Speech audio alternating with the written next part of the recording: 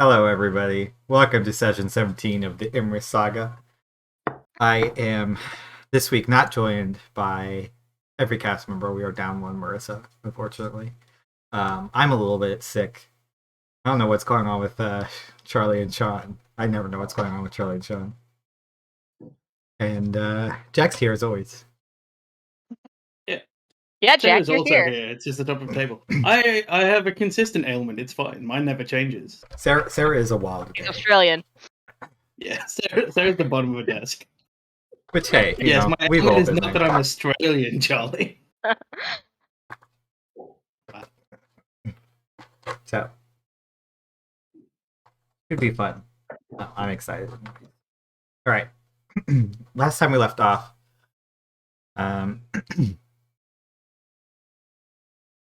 was there a fight? I'm forgetting what happened.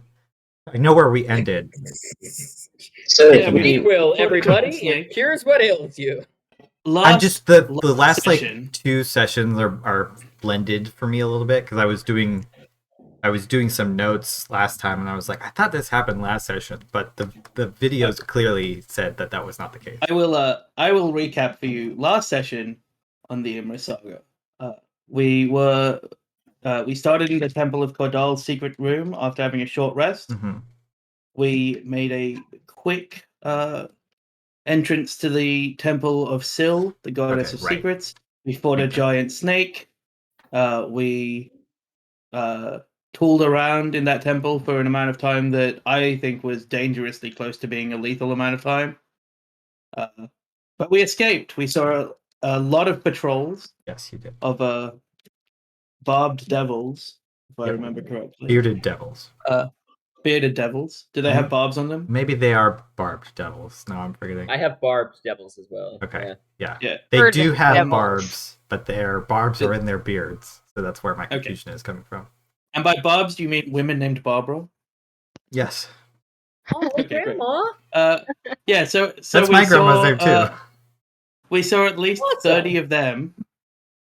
But we are heading to the big square building. But of course, the most important thing is that during the night, a drake was hatched, and that has not been addressed, nor will it be addressed since Marisa's not here. Yeah. Oh my God. Yeah, well, unfortunate. They are bearded devils. I think I maybe misspoke because they're next to each other in the monster manual. 20 lashes with a pool noodle for you. I'm sorry. You'll be thankful that there were bearded devils and not barbed devils. That was a big thing in the middle of that about Sara, I think, saying out of character, knowing what barbed devils are, that we like are lucky to not be fighting them. I think bearded devils is a better deal. But what threat level are barred devils? Barred devils? Highest. Barred devils, unless they have magical secrets, are pretty garbage. Yeah, that makes. I won't metagame about it, but out of character, that makes me significantly less anxious about us dying in this place. Something goes wrong. I mean, there could be some barbed devils lying around. I still think that the likelihood depends on how we do with the bearded devils if there is a barbed devil about. Yeah, exactly. I think almost certainly one of us will die in this place. That's on. So I'm taking bets. Whoever wins will get an extra level. Are we doing a death pool? So, what happens if you make bets on other characters and you're the cleric? Yeah, like Will and Sulveran have an advantage. Hey, I think I'm. Medea as well. I'd bet on Uva. That's where my money would be. I mean, if it's for a level, I bet Keller dies. Yeah, but you can't kill Uber when Marisa's not here. Just kidding, guys. That's true. Move on. For a level, yes, I'll just kill Keller right now in character. I will remind the audience and the players that you also found a keystone crystal in the temple to Sil, the converted temple, which was a large crystal that activates or deactivates a thing, but you don't know what yet. Yeah. So I'm gonna be Sil real bummed did out if we leave the city talk without to- founding that keystone. Yes, I'm with you on that, Charlie. Sil did talk to Will, though, didn't she? Very fleetingly, just saying it's not in the temple. Like, the keystone is not to the temple itself that it was in, and it's part of some greater mystery. Yeah, she said that all of the secrets of the Temple of Sil had been uncovered. Yes, a voice did speak to Will. Yeah, it could have been any voice. You all are currently standing outside this large, what you now know to be a library. You have not yet entered. The area around you is quiet, apart from the distant sound of wind blowing the sandstorm. In front of you are two pretty massive looking stone doors. They're not like flat. They do have like carved recesses that are handles that probably you could fit like 6 hands in across. They're like big, and they're carved to look like pages of a book, kind of curling outward. Grip them and then pull them out. Are there any sigils or runes that might be affecting this door in a magical nature? Make an investigation check.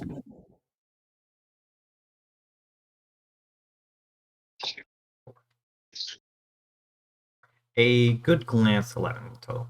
A good glance at the doorway. There's no obvious runic markings. You don't see any arcane symbols. There is, various writing on the door, sort of calligraphy, but it's all decorative, and it's all just plain words, kind of on the pages of the book. Mostly just detailing, the dedication of this library. Well, we should probably go inside. Can I make an investigation check, investigation or perception? I think it's probably perception behind us, and just watching our 6 and making sure that our progress is as quiet as I think it has been. Yeah. Go ahead and make a roll. You glance around while Will is doing this investigation, just to double check, ensure that you haven't been followed. You Starting the night off strong, y'all. You kind of a little bit worriedly look behind you, glancing your eyes to and fro about the street, because you guys are a little bit exposed where you're standing. It's not really, this spot isn't meant to hide people out in front of this door. You're kind of on a slightly raised platform there's some like statues nearby, but they're not providing that much cover, at least as you're kind of approaching. You cast your eyes about and you don't see anything except for a lot of buildings that really anything could be hiding or under. Gotcha. Just going to very nervously have my short bow just notch an arrow in it, just looking behind us. I think Sulveran is going to glance towards Will and particularly Medea, since libraries are kind of their thing, before reaching for the handle. He's not sure about all this arcane shit, but looks like a big door. Mm-hmm. And so it is. Sulveran's hand finds the slightly warm stone handle. You guys are kind of in the shade now, but in the morning this gets hit by the sun. It's a little bit hot to your fingers. You pull, and it does take quite a bit of your strength to open the door, alone as you are, although it's certainly doable. As it slides open, you feel a kind of rush of not cold but cool air, kind of wafting over your hands and hitting your face, feeling quite pleasant against the heat. By the time you get here, it's early afternoon. You can see inside 2 rows of stacks, rows of desks, and what appears to be a library for all intents and purposes.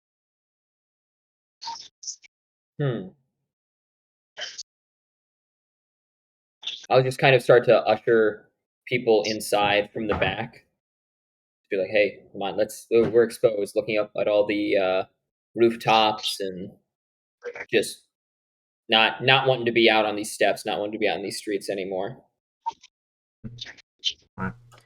You all are ushered in by Alveron. And then I imagine one of you closes the door behind as till you are in an even deeper silence than you were beforehand. You can hear each other's kind of breathing and steps as you are entering. But this place is even quieter than a library would be, were it full of people. Normally you can almost imagine the sounds of pens on paper and the soft flipping of pages that once occupied this building, now empty. In front of you are, as you're immediately entering, probably about 3 dozen desks or so. Some of them smashed down the middle, pieces thrown here and there, scattered, drawers taken out. But it seems clear as you're glancing about that this was probably like the space where they copied things down, or at least notes were taken or something like that. Beyond that, you could see rows of bookshelves, like a person missing most of their teeth. These shelves are largely empty. There are sections where their books remain, but there are many more and larger sections where all of the books have either been taken or pulled down and now pile on the floor. There are a large number of doors, as you're just looking about in here, as well as one entryway that leads to a staircase that seems to spiral upwards.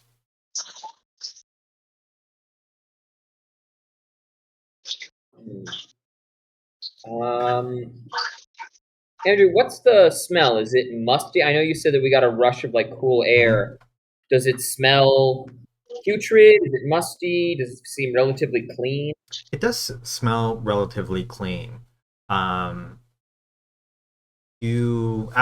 might not know about this, but certainly Will and Medea might. Many libraries in Imris have kind of enchantments placed upon them to try to control the temperature and humidity and various other things to keep the books and scrolls and other kinds of paper in good conditions. These enchantments appear to still be in place. So the temperature is very even. You would guess for the Americans anyways, it's 75-ish, 74 maybe. Good temps, right in the middle. And very low humidity. So it is a little bit dry in here. Maybe 5 or 10%.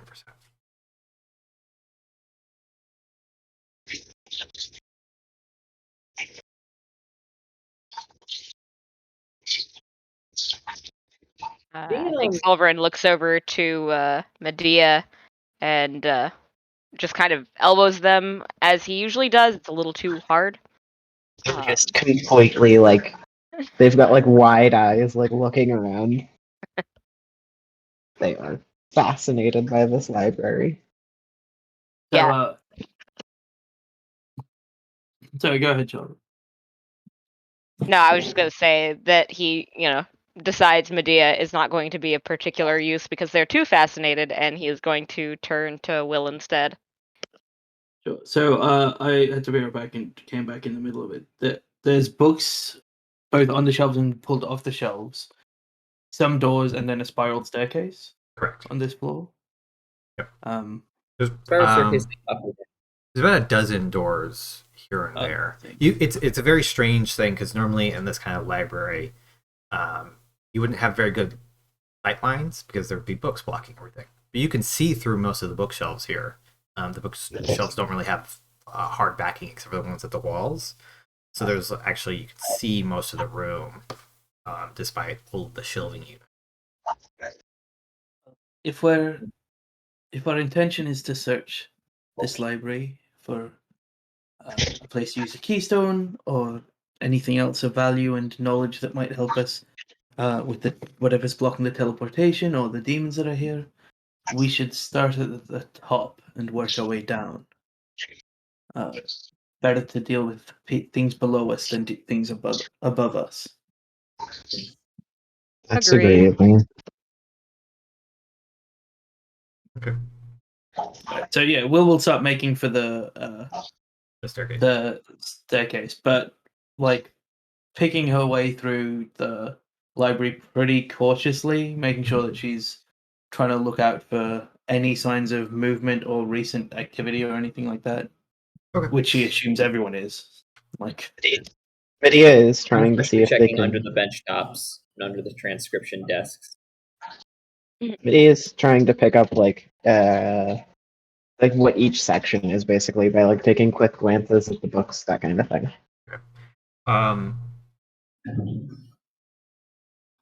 Medea, make an investigation check. I think the others would make survival checks here.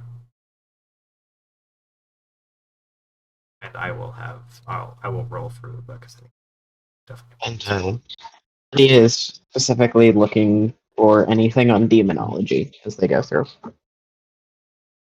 And this isn't something that requires a Critical specific for check, but Sulveran is going. I'm assuming that Alveron has been fairly obviously the lookout for most of this time. Yeah, I'm still taking up the 6 too, Charlie. Okay, so in that case, Sulveran is going to turn to Alveron, and he is going to tilt his head, and his eyes are on the water, the little vial at Alveron's chest. Would you take a blessing from another god as offensive, or?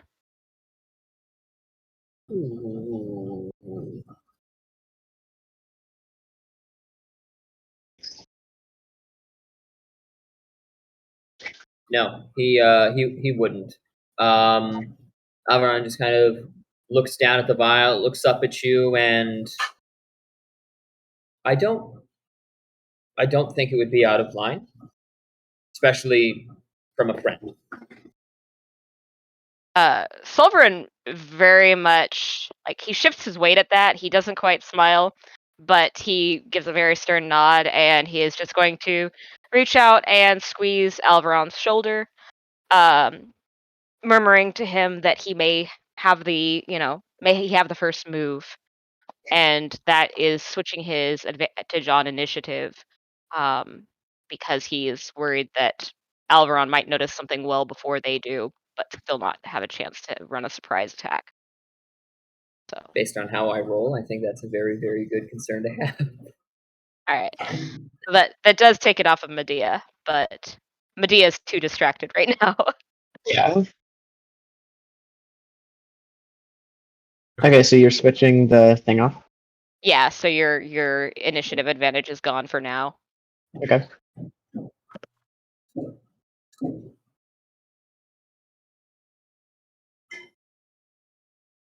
And Sean, I did add the helm to your inventory properly. Thank should see you. the effects and everything. The invisibility thing. There's no way to put that in the sheet, so just remember it. But the Okay. initiative mod now is from the helmet, as opposed to just being there. Okay. And you. I see the invisible. Yeah, I see the. And it also shows that you've used an attunement slot for it. So let me do. I'll do a roll order. So Medea. Looking about to see what books remain on the shelves, and there's some signage here although it's written in Alcaran, so some words you're kind of like, I think that probably means this. You're not 100% sure. The books on this floor mostly seem to be of a more mundane nature than what you're looking for. You see history, different sciences, math, etc., geography, poetry, fiction, etc. You would probably grab like 2 or 3 of the books if they see any with the city's name on it, like history of the city. They definitely pick that up. Okay.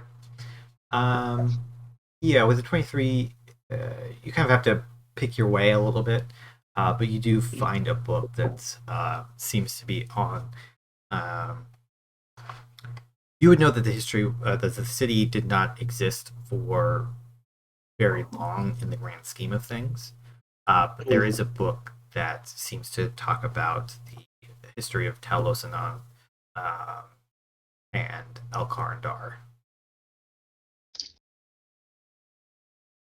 Yeah, he's really interested, I think, in the future to read if this has any clues as to what like triggered the scourge. Yeah, it is written in Elkar, the ancient dialect, but you do have that for later perusal. Yeah.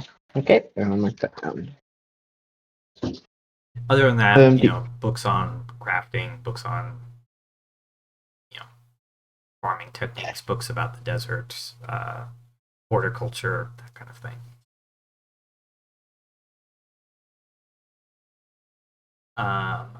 Will and Alveron, there are books on the floor, but a lot of them seem to have been placed or thrown there a long time ago. Some of them are in pretty worn condition. You don't see any footprints or obvious things like that.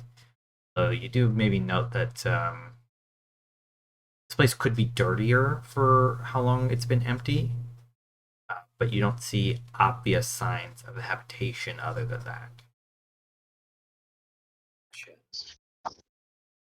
Uba, Could the however, lack of dirt also be environmental because it's too hot and dry to allow moisture, mildew, and dankness to creep in? It certainly could be, and most dust is generated from people and animals, so there's none of those. That stands to reason that would grow as dirty as quickly. Although place has been here a long time, you might expect it to be a little bit more decayed, even still. Uba, however, notes as they kind of pick up a book, lean down, thinking about, say, guys, I'm pretty sure something's been through here recently. Something big? Something snaky? No. Hooves.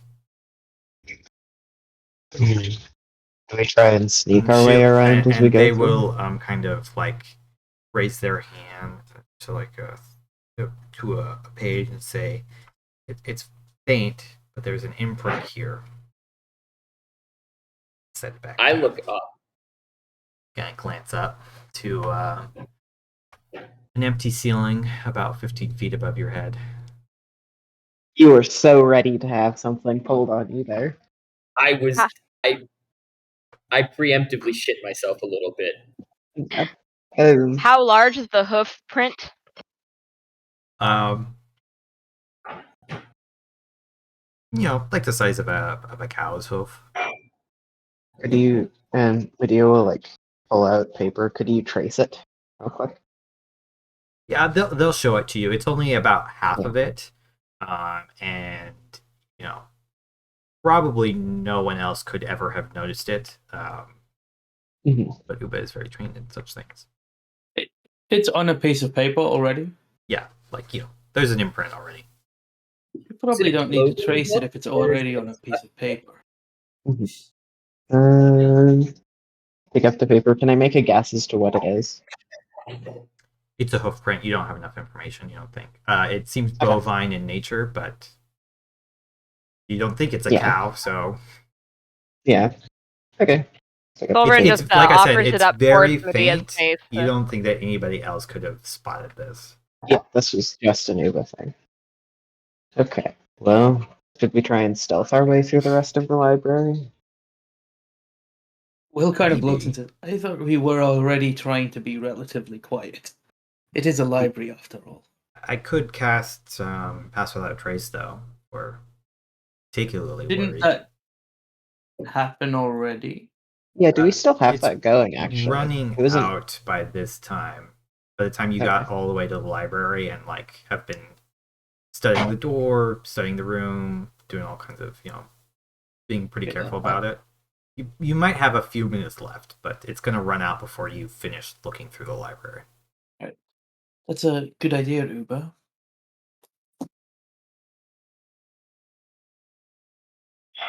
Even when Andrew rolls for Uba, they just get nat 20s. Frankly, incredible. Well, it's I good. can only because do it Sean once and I, more.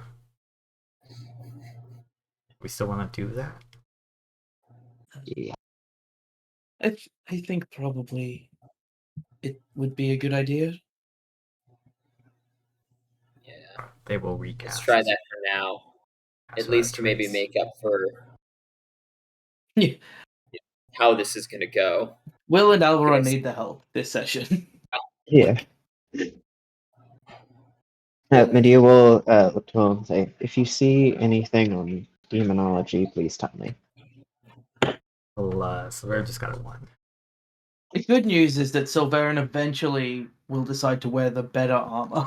Let's just do Based the on stealth these checks now. rolls. Now that I know that you're really stealthing through here. So 12, a 20, 22, 25. I don't have advantage. Uber has do they? advantage. Oh, yeah. Yeah. Need to hide. Okay, I'll just roll all clicker. I feel like it doesn't... A 25 and a 30...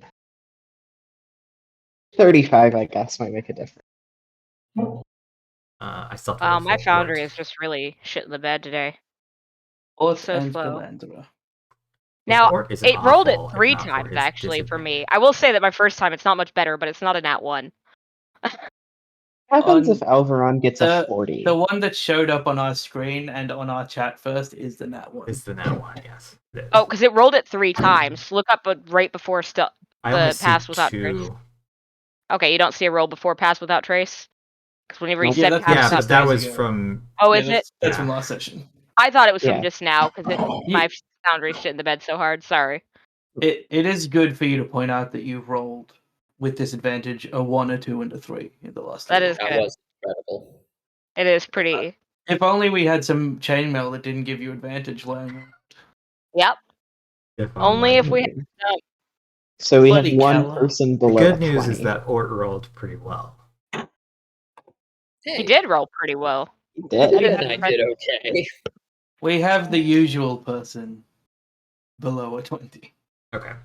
Everyone except for Sulveran rolled quite well. Sulveran, your bone chainmail or bone mail, as always, is clicking and clacking. It is not stealthy whatsoever. Even you think everybody is singing silently to themselves. Even metal chainmail would probably be quieter than the obvious clacking of the bones. However, it is muffled enough by the Pass Without a Trace sound protections, and everyone else is very quiet that you don't think anybody would notice the group. Probably, it feels like at least it would be safe, particularly with Uba and Alveron rolling so well. Heading up to the second floor, you come to a landing. The staircase continues upwards, but you can see, glancing out of the landing, a not dissimilar space to the first floor. There are less writing desks and more like longer reading desks. The stacks are also arranged in such a way to kind of give enclosure spaces where there are tables and more chairs, some of them kind of cracked and crashed against the ground. You can also see that there is up here another staircase across the way, also leading up.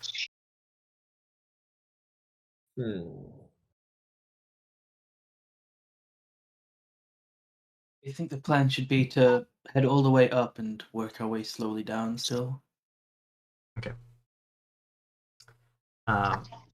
Pausing briefly to stop, you kind of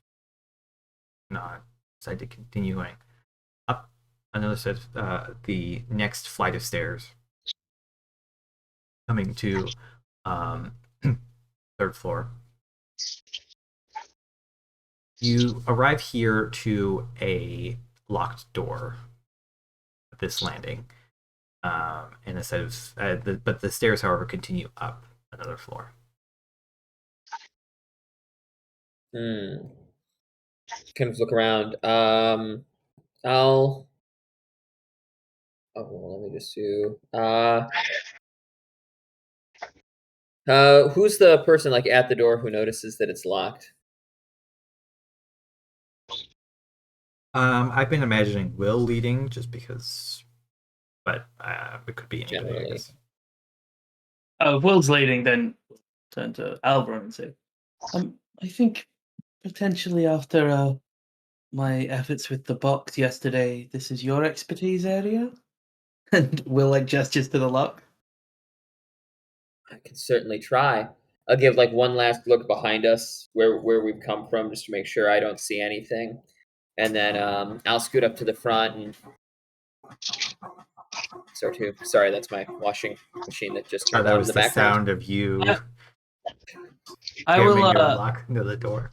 Will mentions to that's- Alveron that I think this is the same kind of lock that they had on the houses that we were in before. They gave bardic inspiration. Gotcha. I mean, something's going to happen in the next 10 minutes. If it's not this door that needs it, something else might. Seriously. All right. So that's just a straight, because I have Thief's Toll as proficiency. Is it just a strength dex roll? Dex roll +5 for your gloves. And proficiency. Gotcha. And then if you choose to Okay. use the bardic dice afterwards, that's a D8. I really hope I don't need to. I'm just going to roll. We'll see. Will believes in you, but I think you having bardic inspiration is not a bad idea anyway. You don't so have... 4 from my dex mod, then 5 from the gloves. You're proficient, so it should be 7. So you actually should have... It should be +12 for you. Oh, +12. Okay, so then that's a 19. It's dex, proficiency, and the gloves. Do you do the bardic inspiration here or no? 16? I'm just going to hold on to that bardic inspiration because that was only with a +9, so it's supposed to be +12. 19. Yes. Okay. I can deal with that. You walk through the door. These are it's a set of wooden doors, double doors. All of the entrances in the staircase have been quite wide, like 10 feet across. You could easily, a couple people could be walking up here at one time. Presumably the library was well used. You spend a little bit of time at the door, kind of pulling out your lockpicks, thinking about trying to get them to fit, finding whatever tumbles you can, and eventually you hear a soft, you turn, push these heavy doors open. Inside here you see fewer bookshelves, a bit nicer seating arrangement, although certainly this room has not been untouched by what happened to the rest of the city. You can see that it is in a nicer state. This doesn't seem like it was ransacked, but certainly lots of bookshelves are missing books. Lots of empty spaces here and there. At the far wall, you see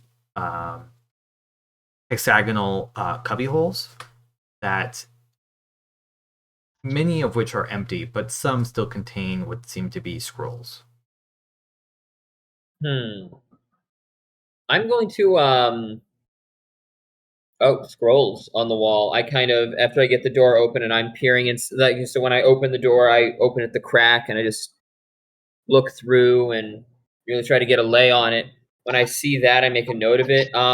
With everything else, I'm going to reach into my pocket. I have a thing of ball bearings as part of my equipment. Mhm.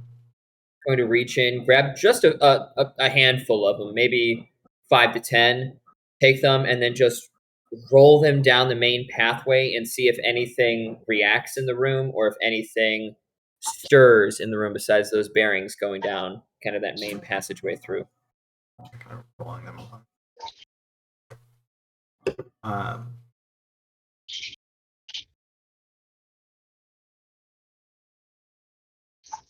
Okay. You pretty quickly hear the sound of a creature like snorting, like a cow or horse kind of snorting sound. And then a footstep.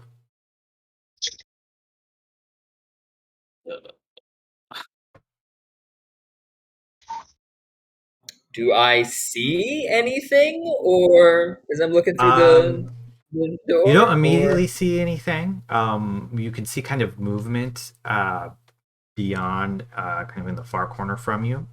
Do you want to keep looking until you actually see something? No, I think I will. I mean, like, when that happens, I guess I'm gonna. I don't know if you'd want a stealth roll for me to like be able to whisper without it coming into the room, but just like getting the attention. I don't know if other people are able to hear what's going on in there. Oh, hello. If other people are able to hear it, but I mean, was it loud enough that I think everyone else heard too? It's very quiet in here, so everybody else with your passives, this creature is not trying to stealth. You all could hear the sound of the large creature moving in the room beyond, especially with the door cracked. Okay. In that case, I'm right there on the door. I look to the person directly behind me and just, do we go or do I shut? Like, make the motion of like push in or shut the door. I think Will was at the door first, so he's probably behind you. And I think in the split second, like, that thing was alerted by. I don't think Will saw exactly what you did, but saw that you were checking the room somehow. And it's like, okay, it's alerted by the sound of that. We're meant to be clearing this out so we can be a bit safer about it. If we get the jump on it, that might be the best. And I think Will, like, trusting Pass Without a Trace, murmurs loud enough for Alveron and the people behind her to hear.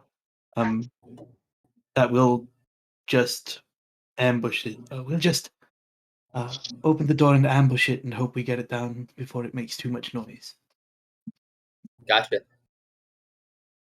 And all I'll right. pull out the scroll of Bubble of Silence and prepare to cast a scroll around where that creature is as soon as I can see it, so that any fighting that happens inside it is silenced. And it seemed of a significant, like, Alveron has an oh shit enough look on his face that Sulveran is going to assume that this is a fairly big deal.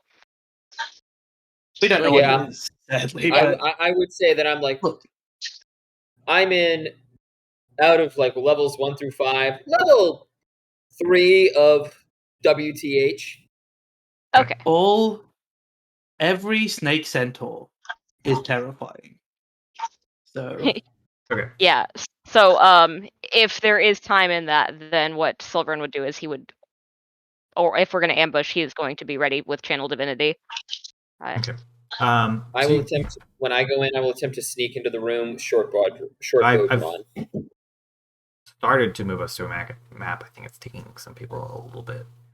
Yeah. So as you all, I've kind of placed you a little bit farther in than you would be. As you all are entering, there is bookshelves to the left and right. To your right, because you're entering down that way, there's a more of an open space. There are several stacks right in front of you that you could kind of move into to get a little bit more cover in case something comes around a corner. You, based off the sound, the creature's not moving super quickly, but you only have a few minutes, so you can't get deep into the room. Each of you can move, I'm going to say 20 feet before something happens, and prepare your other crap. So if we just push into the room, Actually, I'm just going to say half your movement speed, so whatever that is. if we just push into the room, I don't have any token with vision in this scene. Really? If we just push into the room, would it not make the most sense for us to just have, do initiative and have the surprise round go off? Mechanically. We never use surprise round. That's all. No. Because that's, what the intention is for it, right? That first round, it doesn't do anything, but initiative just functions. No, because you can't see it yet, so you have an opportunity to move before you can see it. So if you get when we do the surprise round, that will happen after this initial movement. Okay. If that makes sense. Sure. I don't have a token in the scene. Everybody should have a token. I don't understand why it's saying that. I'm still on the gray loading screen. The I'm blind as a bat. I can see cursors. stream certainly can see. Yeah, I don't know. I'll try reloading Foundry. Okay, real quick. There we go. I'm not going to try to reload Foundry, because as we learned last week, that's a mistake. Yeah, I was going to try to wait to see if Andrew can fix it before I reload. Let me delete all the tokens and drag it back. My Foundry loads pretty quick, so I'm okay with that.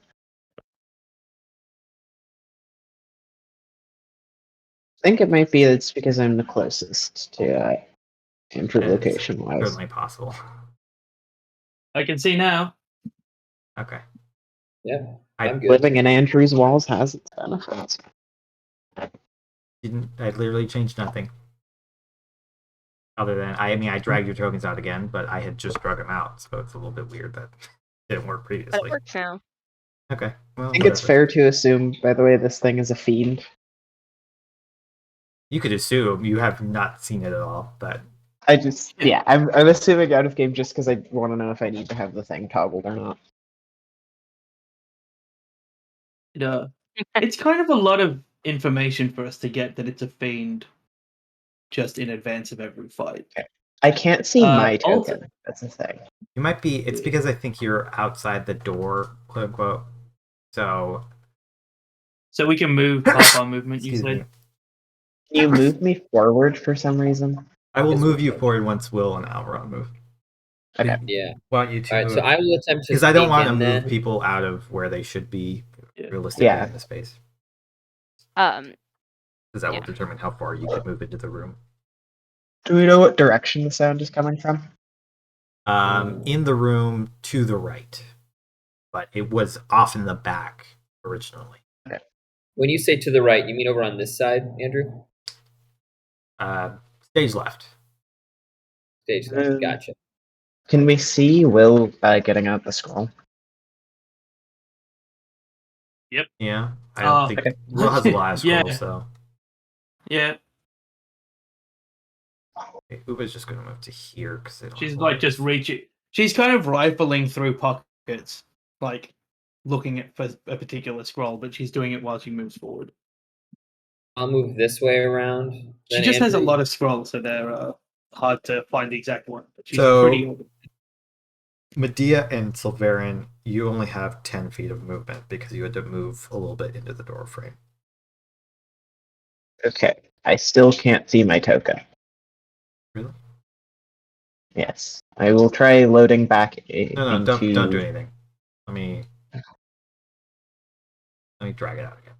How about now? Yes, now I can. Maybe it's because I'm putting the tokens out of bounds So- space, quote unquote. I will simply. Andrew, are you alright if I move try to here. stealth in? I'm assuming we're still stealthing. Yeah, I am Oh, is assuming. that old roll still? Okay, I'm cool. keeping those Then for now. I will take that. As you say. Although be aware of how far you move from Uba. And you said the movement, the crater is right over here somewhere. Off this way. Yeah. So I guess stayed right. Sorry, I don't know. That is stage Yeah. right, yes.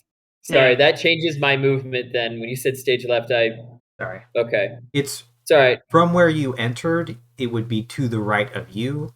It is left on your computer screens. Okay, Got that you. helps. Then I'm Oh, going okay. I'm going I this way always then. try to orient I- myself from where you I entered, had but I understand how that can be confusing. the benefit of having played with you for most of a decade is that I was just like, oh yeah, I know where they are. Yeah. I get it. I understand how Andrew has described this. Oh, Jack sorry. the assignment. And are the bookshelves in this room also snaggly toothed? Can one see through the bookshelves very comfortably? Because it isn't. They're not as snaggly toothed, but you have a little bit of vision beyond them. It's more like, movement and stuff like that. Okay. It's very clear to all of you that these upper floors were not ransacked as hard. Okay. Out. I think in that case, then Where can Sulveran we is get actually to going here? to stay somewhere towards here so that he can see everyone in case he has to Actually, bring someone up. where could Well, we wait a get to second. How here? tall are these shelves? Can he just stand on They're tiptoe and look tall. straight over? They're good. I mean, what's like a normal bookshelf? Like 8 feet? Okay. So, well, there's Uba too to be worried about, and Ort. Yeah, so Sulveran is not moving too much and being noisy about it, and he's gonna stay where he can keep people in his sight lines then. Unless we're all trying to hide behind the bookshelves for the ambush. Was that communicated? No. Okay, then in that case, yeah, he is going Nobody to said remain where. anything. I Yeah. think I thought this room was smaller as Jack. I think Yeah. Will would have been able to work out the dimensions of the room by the building they were in, but Jack was like, Yeah, it's a small room. This is a much larger and Oh, sorry, no. Each of the floors thus far have been about the same size, and they've all been fairly sizable. I think it's like 50. Yeah, no, I think it was my Yeah. misunderstanding. But They're It's about fine. 150 Plans by those 100 sized rooms. Cool. Okay, so you all I'm have. trying to get myself one step towards the side there towards Alveron, but I can't move me Like anymore. there? Hold on, I can't even see anything anymore. One sec. Yeah, that's where I'm trying to be. Thank you. Okay. Maybe there was some wall shenanigans. I don't know.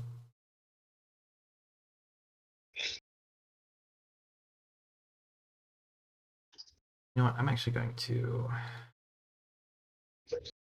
Because I think you could actually probably see more than these sight lines. Yeah, that's why I was curious about the height, since he is. Well, you could tall still as well. see. You could, since you're standing close to them, you can see through the bookshelves a little bit better. Just for ease of play, I'm gonna go ahead and. I think the rest of them aren't as important, but maybe. Okay. I'm reloading just in case anything crazy happens. So, you all are you've moved in to get into position. You can see as you walk in. I neglected to mention this earlier. Most of these most of the light in these rooms are coming from. There are what seem to be magical lights that have been placed there and probably remained there since forever. But there also are glowing tiles on the floor, which seem to kind of gives like a double light effect. So you are lit from both top and bottom.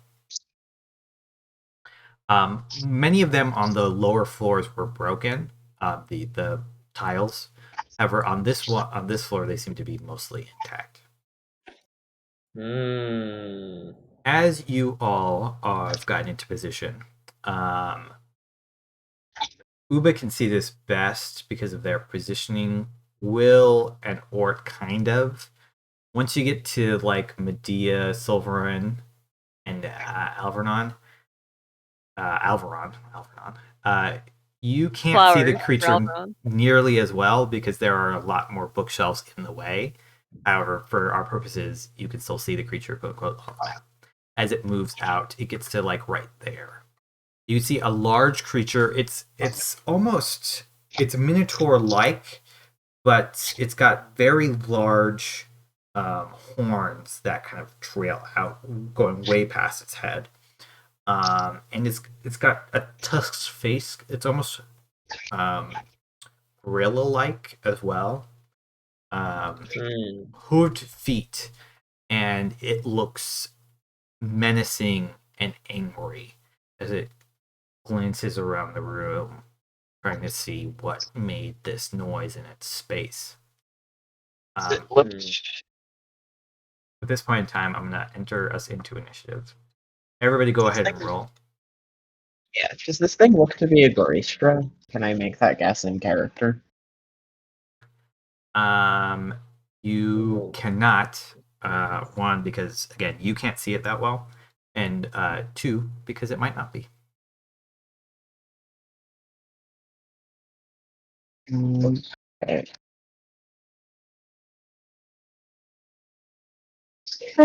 Just to get a decent initiative. You have advantage as well, right, Alveron? I tried to roll it with advantage, it just didn't for some reason. You can try Mine to didn't roll roll another. at all. You just roll again, and I can edit it. I mean, you got first, so it's not going to be a big deal. Yeah, I'm not. Is everything coming through? Well, As a I group, clicked we in. do tend to roll pretty high for initiative. I mean, my you God. should, given your modifiers, but I mean, I should. I just meant like as a group, even we still do damn good. This is the first time I've rolled above a 5 for initiative. I don't know if mine has ever rolled initiative yet. I clicked the button. Yeah, I clicked it and then there was like 4. There was a wait and there was 4 at once. Or so slow with your 12 decks. Oh, I can see mine like slowly rolling. Slowly. Man, I rolled an 18, and it's still middle of the pack. Yeah. Okay. So, this is a surprise round. It will not get a turn. You will get a turn. So when we get to it, we will just skip it. All right. Alveron, you being the speedster, advantage or fancy helmet, you go first. All right. Oh, I meant to ask, would anybody like to decide Uba's actions so that I don't have to worry about that? And if so, who wants to do it?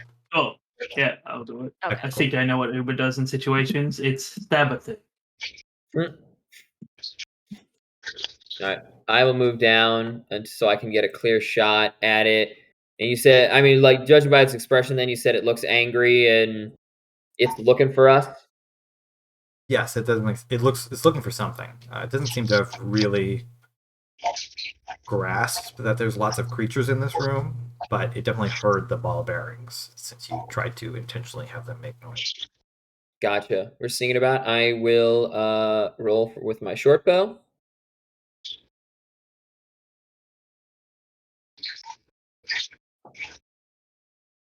Okay. Right, yeah, that hits. And then that activates. Do sneak attack as well. Sneak attack. Mr. Hope. Pretty good. Right.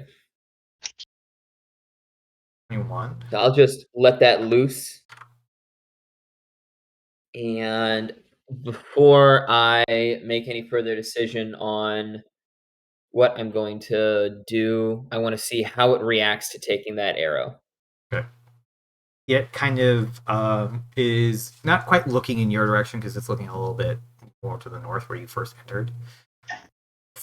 Takes like this arrow to the shoulder, looks down, looks over to where the arrow would have come from, and just starts to bellow and It is looking like it's going to charge you as soon as it will get a turn. But before that, it is Gotcha. Uba. I'll use my bonus action to take the hide action. So I will roll my stealth again, just to try to fade away into the bookshelves. Okay. You are too far from Uba, just so you know. You don't get past without trace now. Okay.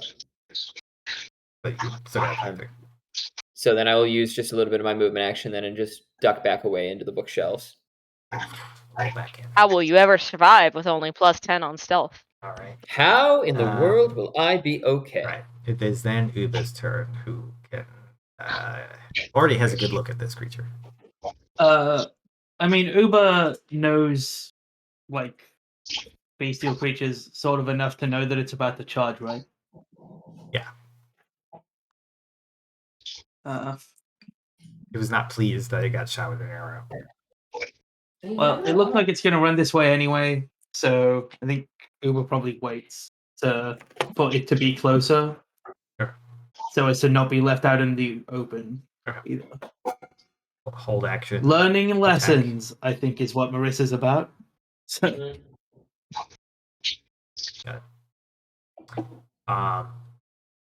Okay. Will. oh, but Will Hunter's Market. Okay, makes sense. I can see it well enough through the bookshelf. You can see it okay. Yeah, for spell purposes, you could cast in its area. Okay. Well, it being silenced, the ship has sailed. The ship has aggressively sailed, and it being a quiet fight.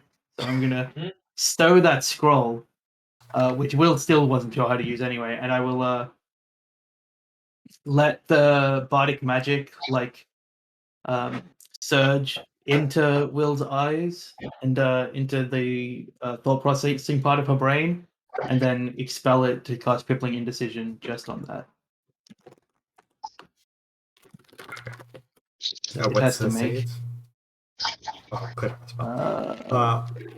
Will is slightly comforted in the back of their mind by the fact that the walls here are very thick to keep both heat and sound out.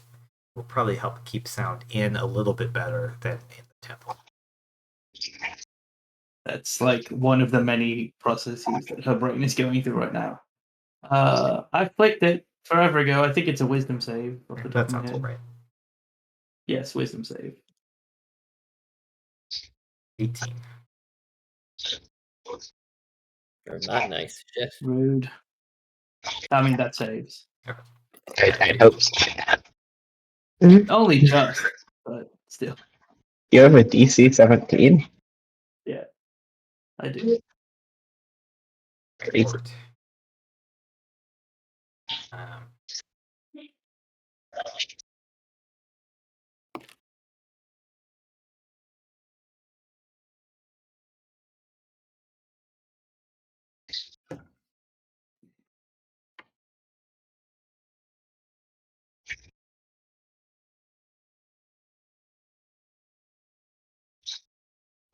Okay, Ort is going to cast Bless on just first level, I think.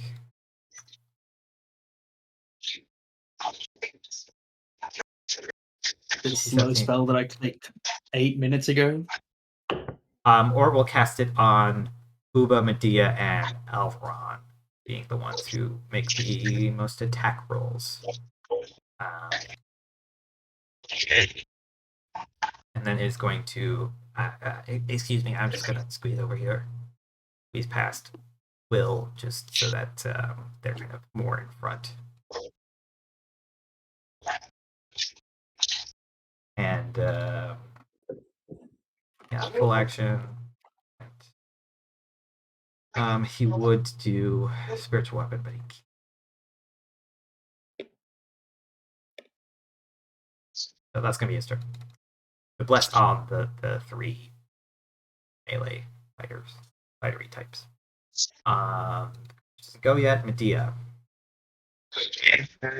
Do I get advantages on attacks since it's surprised? If you can get to it, yes. Okay. I will take a second as Lydia almost raises their hand, and then, like, a crackling of heat seems to arise around here. And then, in a flash of light, Medea appears from there to here using a Misty Step across the distance. And then they will toss a javelin and then pull out the spear. Okay. Oh wait, am I within 30 feet? Let me double check. No, but I can move to 30 feet and then move back. So that's fine.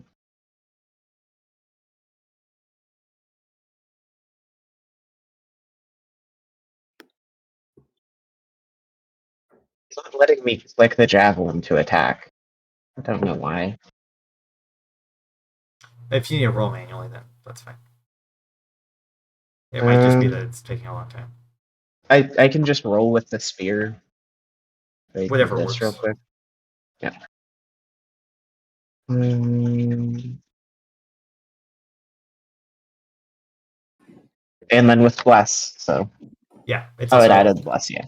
yeah, minus the So- level, but that's fine. And then so that's going to be d6 plus 4 damage.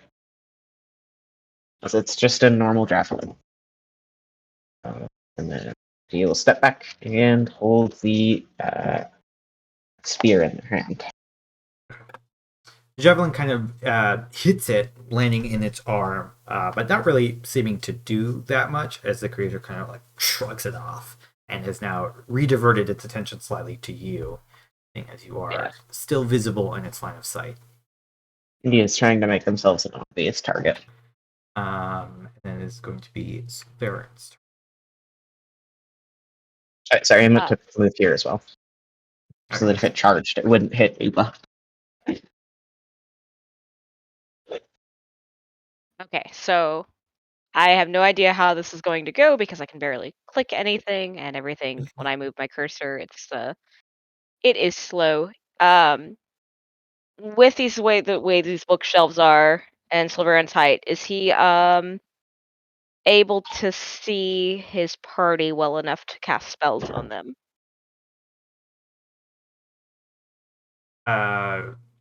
Yeah, from your point of view,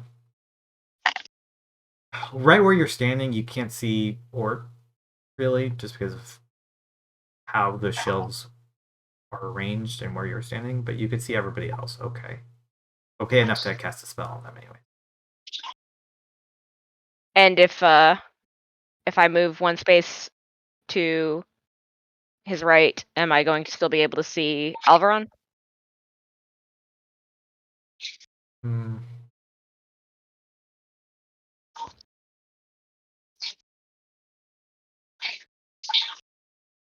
You just barely, I suppose. Okay.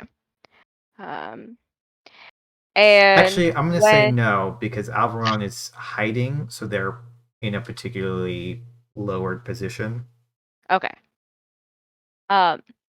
When this creature got hit and it, it got angry, didn't seem really just hurt, just angry. You definitely think it got hurt. It was, a bellow of pain, but more anger than agony. All right, but it's definitely noticing that we're hitting it. Mm-hmm. Okay. So I don't know if you're able to just cast it for me, but we'll see if spiritual weapon works for me. Oh, yeah, I can do it if you need. Someone's gonna move 10 feet towards the creature so he can get his 60 feet within spiritual weapon. And then he is going to drop the spiritual weapon right where I'm trying to see if it pings. But basically right in front of the critter. Here? Or here? Okay, yeah. So he's gonna drop it right here so that it's kind of like online with it.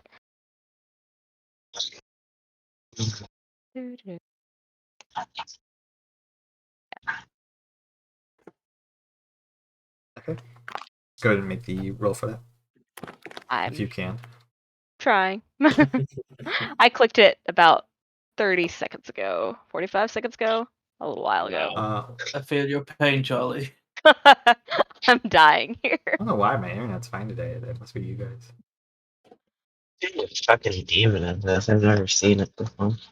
Even just hovering over things is a disaster, and now my spells. Yeah, when I cast slow, it opened up 4 of the spells, and then was like, while I was looking for the wisdom save, and then was like, here's the one you wanted, I guess. Let me just see if I can even roll a d20. Let's see what happens if I use this button here. Nope, that's a d100. Oh, come on. Hey. Maybe? Close out Alright, everything I can without. I clicked interrupting a straight roll in the chat. Like I just history. Okay. I'll roll just click 1d20. on it for you. It will probably show up in like 3 minutes, but that's Okay. Yeah.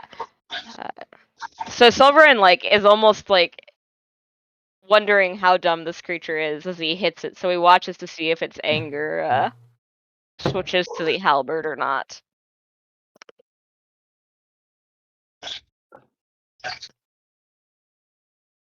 Now the question is that the roll you made or is that the roll I made?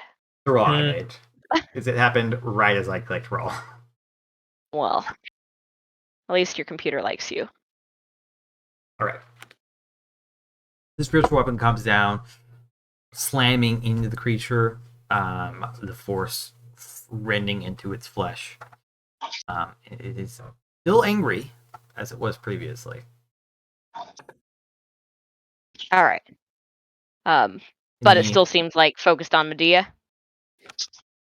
It definitely like is aware of the alpenstock, but it's hard to tell because they're in line of sight with each other, so Yeah.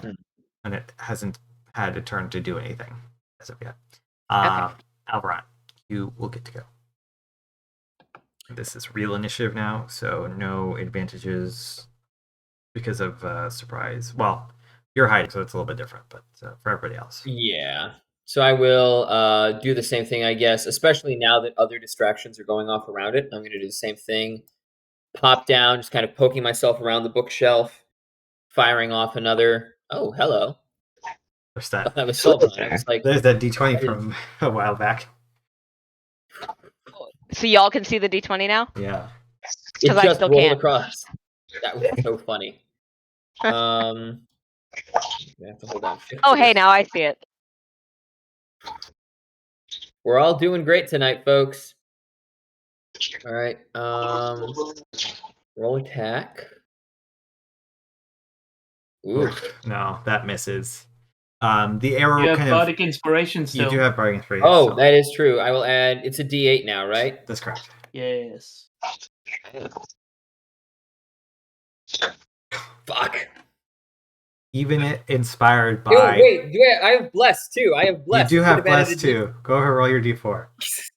By the way, I hope someone is watching this and just being like, for fuck's sake, for sake. Watch this happen again. Oh, I would have gone mental. Okay, so That's 15, just enough. 16. You That hit the enough? creature. That hits? That does hit. Its AC isn't Oh, terribly high. Jesus. That's not the All worry right. of this creature. Total of 23 That's damage pretty on good that. damage as well. Oops. That's not ominous at all. Ugh. It's not wearing any armor, right? Like that we No. could tell. It just looks It's- bare chested and pissed. Yeah, rippling muscle, hair. It's a Oof. cleric. It's in a library. It's a librarian cleric. We did it. That's partly why I'm like, I feel a little bit bad about this because I don't know. I've been reading Terry Pratchett lately, so I'm like imagining this is one of the Yeah. orangutan librarians. If you superimpose Discworld on top of any fantasy world, everything that you do is pretty mean. Because like, Yeah, this is just somebody that was attacked by like a terrible. I love that they were like coming out and just be like, "Hey kids, want to read some books?" and then just fucking shish kebab. This isn't proper You- conduct for a library. You step out, drawing your arrow back and feeling bolstered by your companions, both Will and Ort's blessing. The arrow flies, and for a moment, you don't think it's going to pierce the creature's hide. but it manages to just make the extra distance, and again lands in the creature's chest as it grunts. Although it still doesn't seem too injured overall. Jesus. All right, I will take the hide action again. Because I can. Oh, McGuff.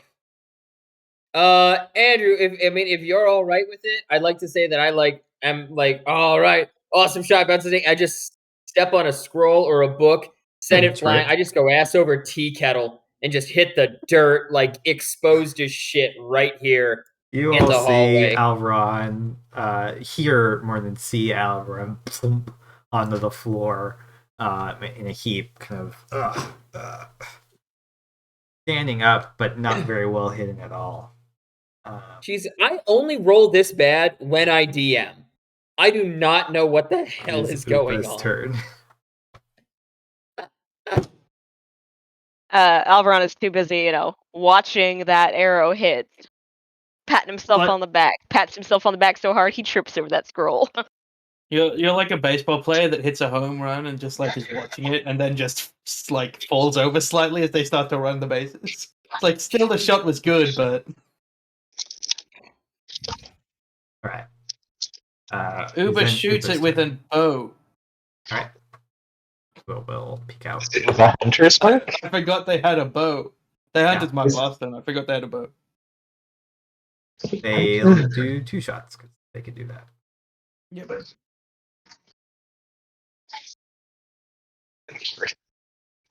Bless, right, on the 10. Yes, bless will not be enough to make this a hit. The first one also gives Colossus Slayer, so it's a D8 and a D6. Correct. And I think then they will duck back behind the stacks as well. Picturing Uba just like poking that bow through the stacks, like. Yeah, 16. that would have been funny. The question mark thing hit itself with Hunter's Mark and Colossus Slayer. No good selection, people. Will, is then your turn. Great. Look, here's the thing. I accidentally closed down my character sheet, so let's see how long that takes to reload. I also didn't think about what I was doing because Uber's here. I'll just pull out my fiddle, my fiddly fiddle. Switch it to the hurdy-gurdy and start like playing a really like jaunty sea shanty. And I'll bardic inspiration as an action to give it to both Alveron and Uber, and then we'll shout to Medea. Wait, can I make a roll to see if I know anything about this creature before I shout information? I'll make Arcana, Religion, which would be Religion. Is it my choice?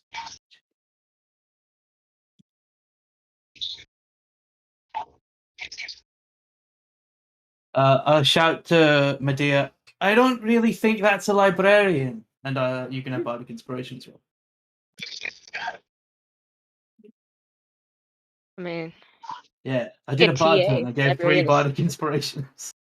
Really barded out that turn. I feel like the Oprah of bardic inspiration, although that might be redundant. The Oprah is a bard. She could also be a rogue. People can be 2 things. That's true. I'm done. Okay.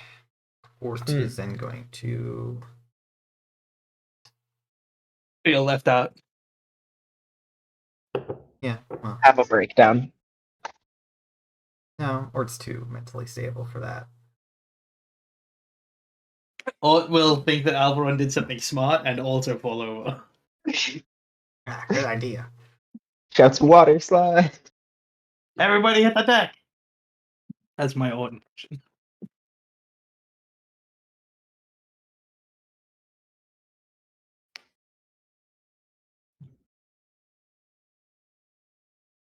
Spell. I'm gonna do Guiding bolt.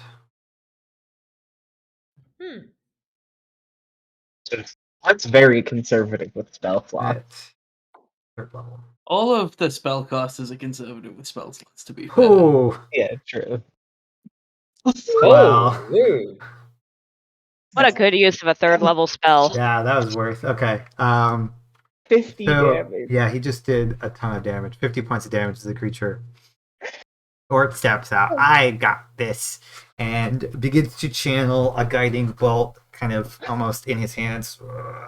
It's like up in his shield arm. And launches it outward as it streaks blindingly towards the creature, smacking it in the face. Clearly wounded by this. It is not... That attack in particular seems to have hurt it far more than all the other ones combined. Seem vulnerable to the radiance. No, but you now get the sense that most of these melee, piercing, bludgeoning attacks, etc., have not been as effective on this creature. Do I have any hopes that my magical spear will help? Huh. You don't know. He is unfortunately vulnerable to being criticaled by a level 3 spell. Yeah. As most things are. What a fucking idiot That's being easy. We have vulnerable to plenty of that. it. I think Sulveran looking at that thing, like looking at that guiding bolt or just cast, knowing it's a spell that he can cast, but has never done so with such efficacy. You just hear this like long, very low whistle from Sulveran's corner of the room. What if Andrew had, in building, like setting this fight up, given this thing adamantine horns to deny criticals? That'd be really funny. Pushing through, just moving straight past spiritual weapon, knowing that it's not going to hurt it. It is going to charge Medea. It takes an opportunity attack. Is that Sentinel? No, Polar Polar Master. Ah. So, and then So that's it with won't advantage because stop of guiding it. bolt, right? Yeah. Yeah. Okay. That hits. And then I'm going to drop a first level smite. Is this a fiend? Yes. So, going to be 21 points of damage total. Wow. That's what you... Okay. Heals off radiant damage. That's the kind of thing I would do to somebody with a demon.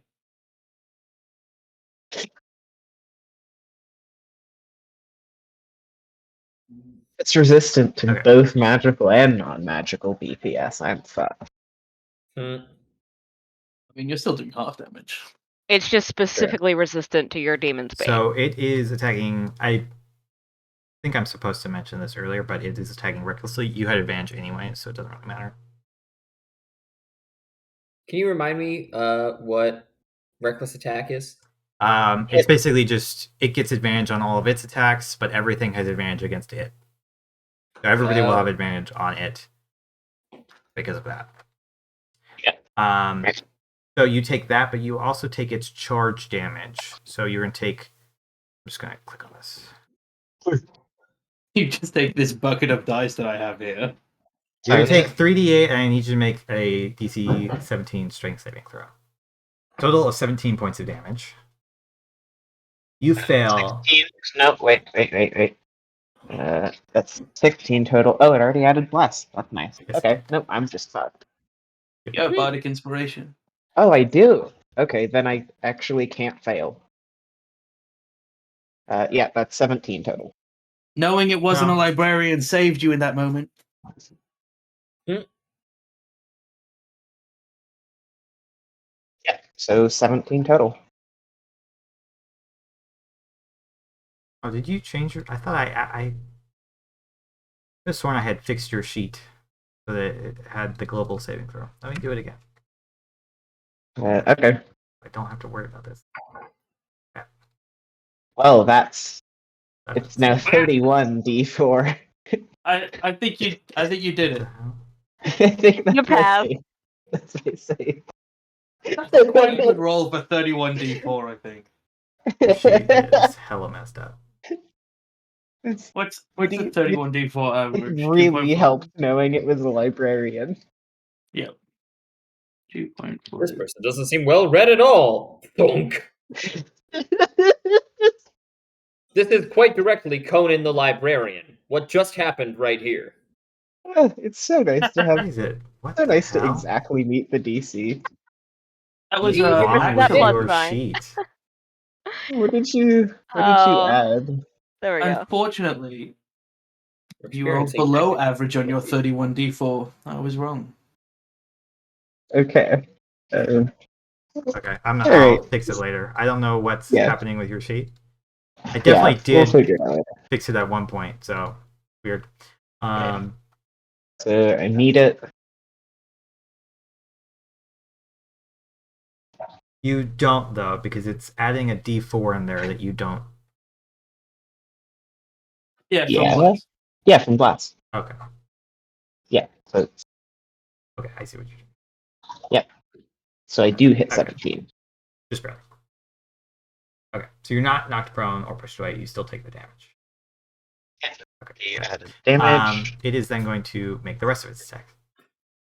Yeah, that's a problem with something that reckless attacks. It never has one attack. Yeah. 'Cause that's literal madness. It's like Will recklessly attacking.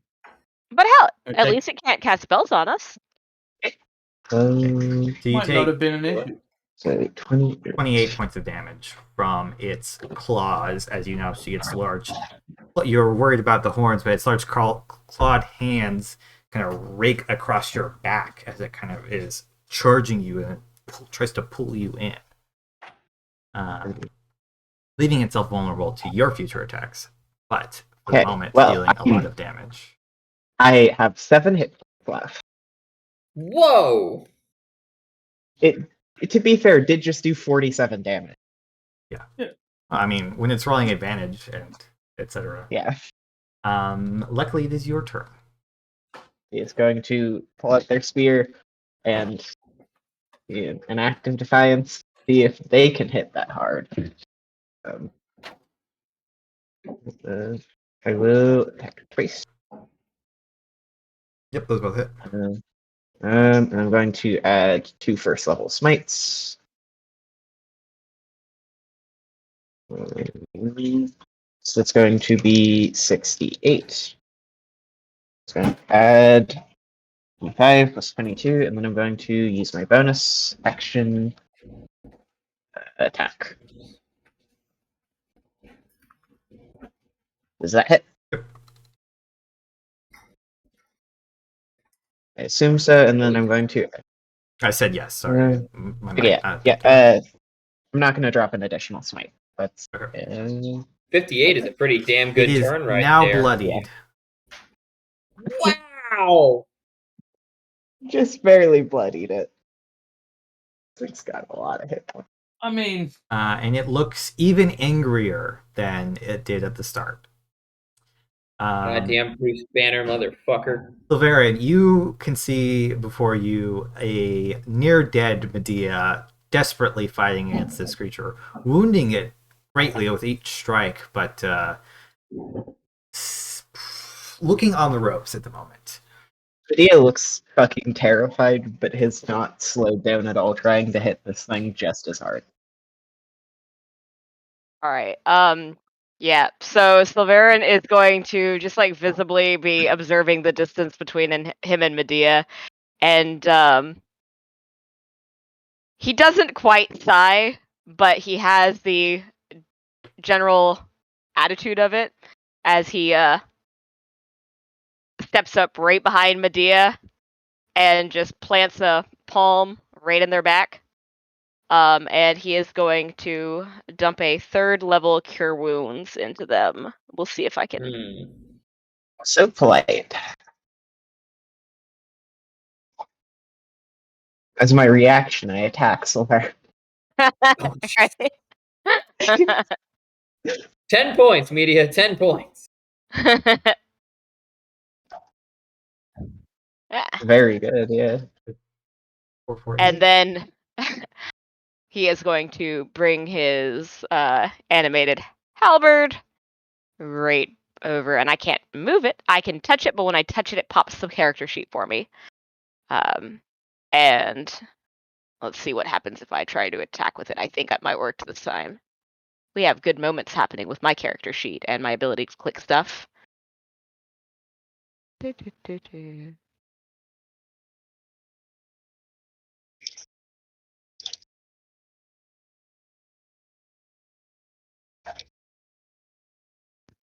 That hits.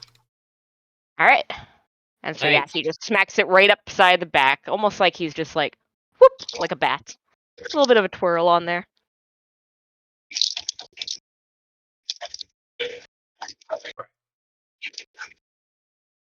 There, it's done. Alveron, you can no longer see the creature. The battle has moved out of your line of sight. Yeah. There are too many so I'm book gonna have stacks to. between you and it. Yeah. Because you fell down. So I'll spend half my movement to stand up because ass over tea kettle. And then move myself over. At what point? 2, 3, 4. You could see it right here. If you would like to make a bow shot, that will be a disadvantage for firing through two. Would my bookcases. advantage from sneak and disadvantage cancel out? It's also recklessing, so yes. So would that wind up? So that's 2 advantages and 1 disadvantage. Does that mean advantage or no? Nope. Doesn't matter how many stacks of each you have. If you have more than one, or if you have one of each, they always cancel out. At least. Why do you have Okay. disadvantage? Or disadvantage? He's shooting Is it, through the bookshelves. Do you have your bonus action dash? That's true. You could. I could, yeah. I just won't be able to hide after. It's true, but I it'll think probably being able be... to hide and not taking this thing's crit hits is a good option. You also can tell it's pretty focused on Medea at the moment. That's fair then. So I will dash. Good question, Jack. Let me check that. No, 47 would in fact. 47 would in fact put me there. Well, Yeah. I would have cutting words for you because I knew Medea had far more. Oh, thank you. I am made of squish. But yeah, then I will dash up until I have the clear shot on it. There or one more. You would need one more to have a clear shot. Okay. Yeah. All right, then I'm just going to take that in. But then, yes, I will do that. And then I should have done this earlier, but I will apply my hex. No, I'm sorry. I can't do that because that's a bonus action as well for me. So I will just make this. I will just make this sneak attack. And it is coming. Sorry, I just have to. If I want to be able to see the map, I have to not have the character sheet up. That's great. But all right, coming in.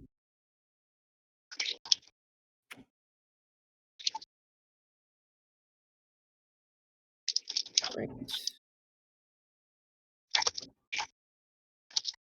Ugh. Not my best work, but still, 18. It's not bad. Need to find myself a magic bow so that I'm no longer hamstrung by this.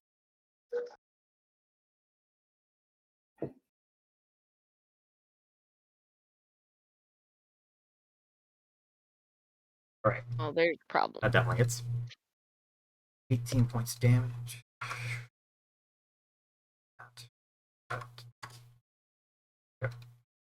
You are once again kind of sinks into its other side than the one that you had been hitting it, so it's got a couple of arrows sticking out of it now. Again, sliding in, but not doing quite as much damage as you think it would against another creature. Then going to be Uba's turn. I think Uber now joins the fray and starts just trying to shank it twice with his dagger. Over to here. Stabby, stabby. A couple stabs. Can I make a guess at what kind of creature this is, by the way? Yeah.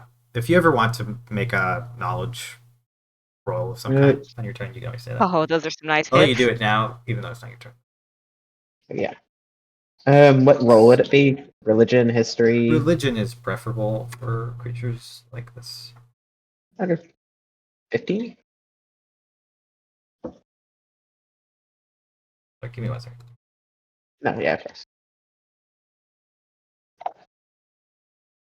Well, it's a decent chunk of damage.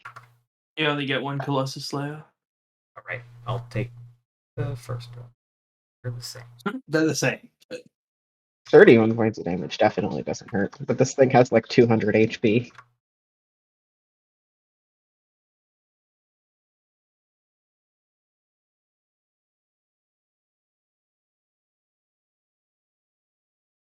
It's looking pretty beat up at this point.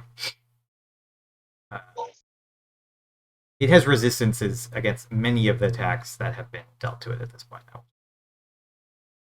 Does it seem to be resisting the magical damage?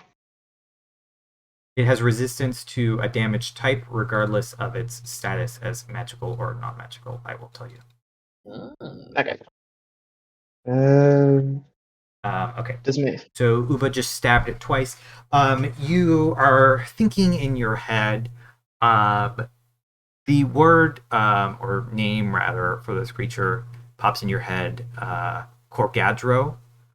You know that they're fiendish minotaur-like creatures meant to guard places of import, and they're said to be incredibly difficult to kill, as their natural inborn rage drives them deeper and deeper into battle. Okay.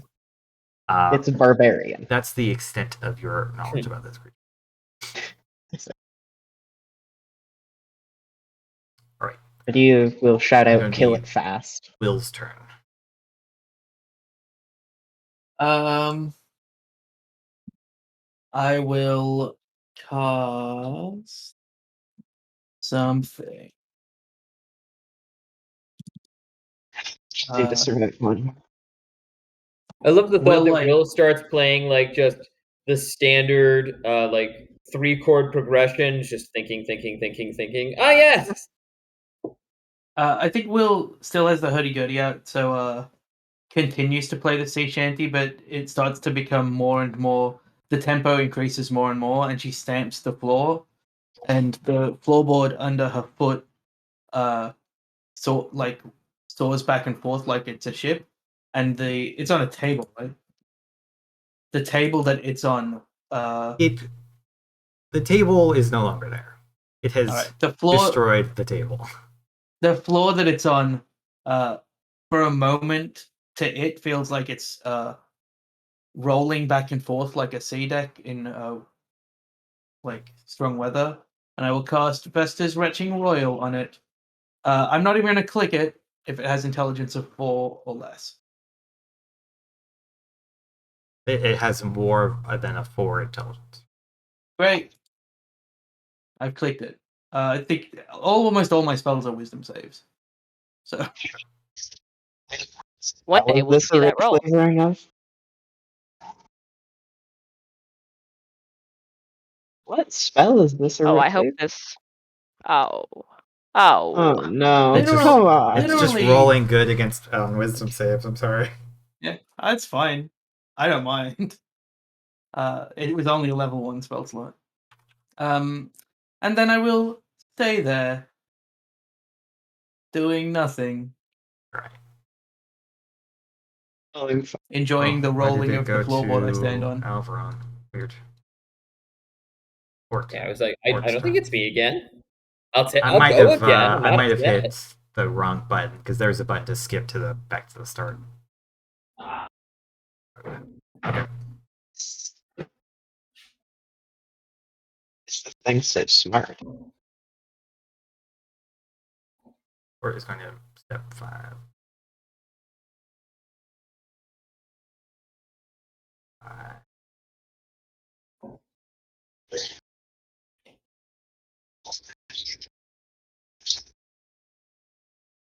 Port is going to run out, moving past Alveron to get up to the creature.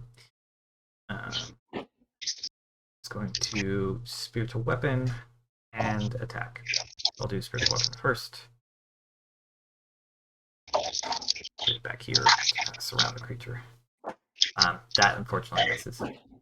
Sulveran is slightly gratified that And while transfer his guiding to bolt is nowhere near as good, at least his spiritual weapon longsword. hits harder. Hitting. Best damage though. 9 points.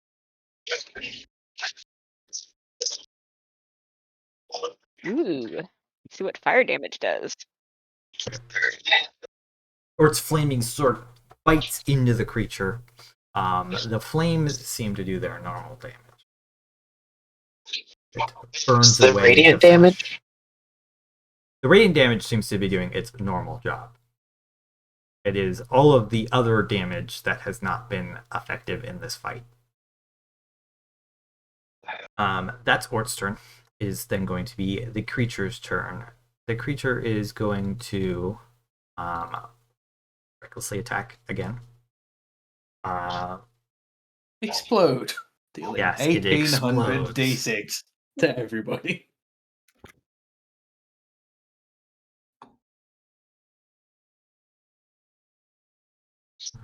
Can't charge, unfortunately.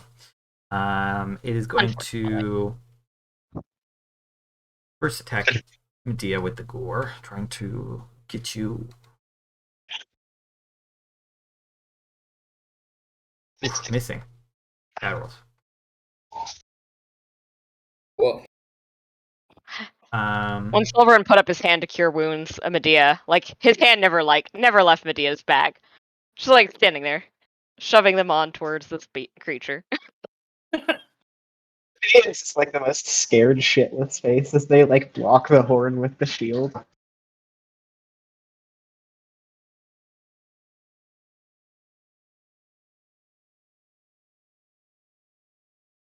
Okay. It is then going to use attack. It's going to do this against Medea, but Missing. Oh, just barely. Okay. Next one's going to be on. damn, Medea. He's like almost crying at this point, trying not to as they're blocking these attacks. Okay.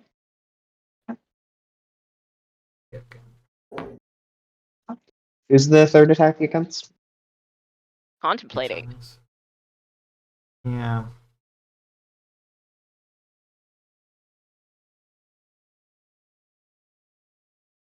Last one's going to be against Uba. Uba did enough damage last time. Hitting. Okay. Uba is going to take 12. It's Which going against. hurts, but does not. Yeah, it's attacking Uba with the last one. Last call. Okay. Then going to be Medea's turn. Is surprisingly going to keep doing the thing that he is good at. Oh which yeah, is hitting things. You wouldn't believe it. Okay, you know I have to dump a smite into that, so I'm going to drop an 8d8 radiant smite onto this thing. It's going to take an extra 36, and then it's going to take another 13, and another 8. Wow. But he just rears back and tries to stab this thing in the torso with the spear as far as they can. Alright.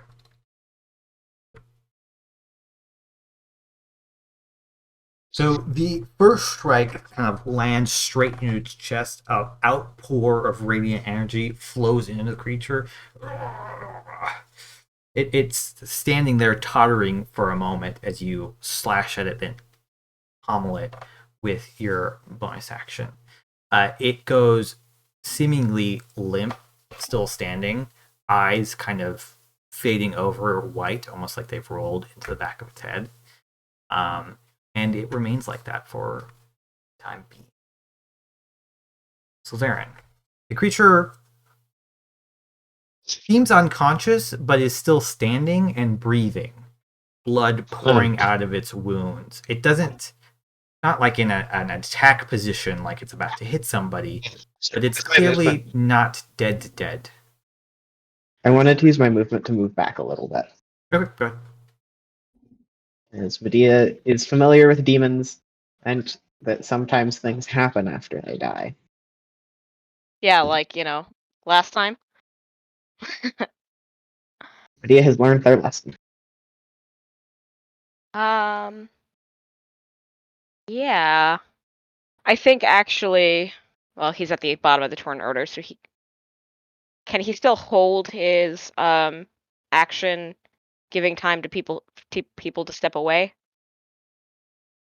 So the way, again, I'll explain how actually. You can say, I'm going to hold my action till X happens. So whenever X happens, that's when your action will go off. It's not holding your turn. Yeah. Holding an action.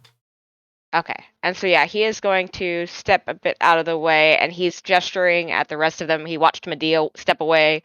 He, too, recalls the incident with the snake.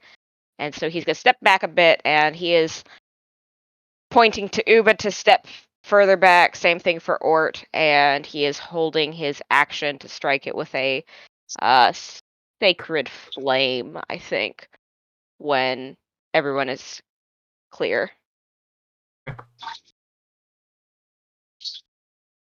Oh, did you want to move back one? Hey, you did 69 damage that turn. Sorry, that felt important. Nice. Alveron, it's been your turn. Good job, everybody.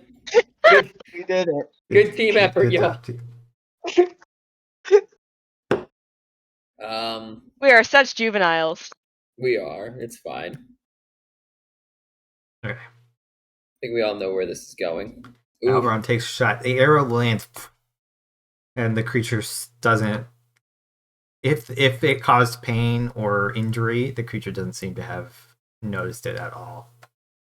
Wow. It is like you have hit a corpse, but it is still standing. Okay. You should, Andrew. Should I add my bless to that attack, or is that just superfluous? It hit, and it seems Okay. to have done damage. The creature just doesn't react visibly at all. It's almost like it's like,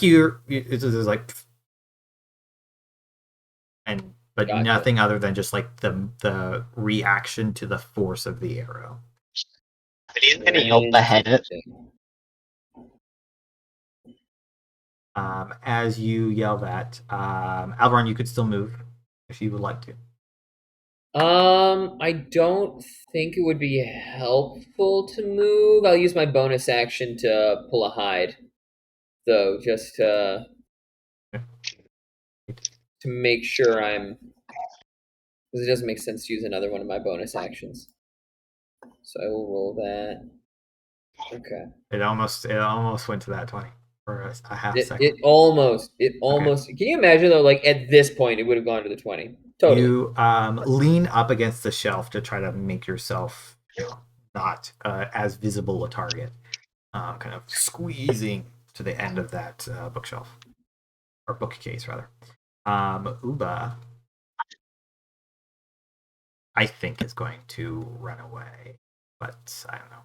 Jack, what do you think? Yeah, I think that Uba might it doesn't have anything shiny. There's no need to be the one that killed this thing, so I think Uba would just back away as well. Okay. Particularly after the snakes exploded. And Medea just have PTSD now. Covered in snake spit. Post-traumatic snake disorder. Will. First. That's true. Post-traumatic slithering disorder. PTSD. Can I climb onto this bookshelf in front of me? You can make an athletics check. That it's not just empty enough that I can climb up for half my movement speed. Can I instead acrobatically jump up using the other bookshelf then? It's not about whether you can get up there. It's about something else. I will let it be an acrobatics check if you like. It's not a terribly difficult one. Well, it's a significant difference for me. How much shit you knock over? bring the I bookshelf can't down climb with walls. yourself. I think that's just a historical fact in this game. But in this Yeah. case, that might be enough. 11. Okay. You start to scramble up. You feel for a second that your weight might totter this bookshelf over, but you're able to clamber up quickly enough and safely without issue. Cool. Now that I can see the thing better, we'll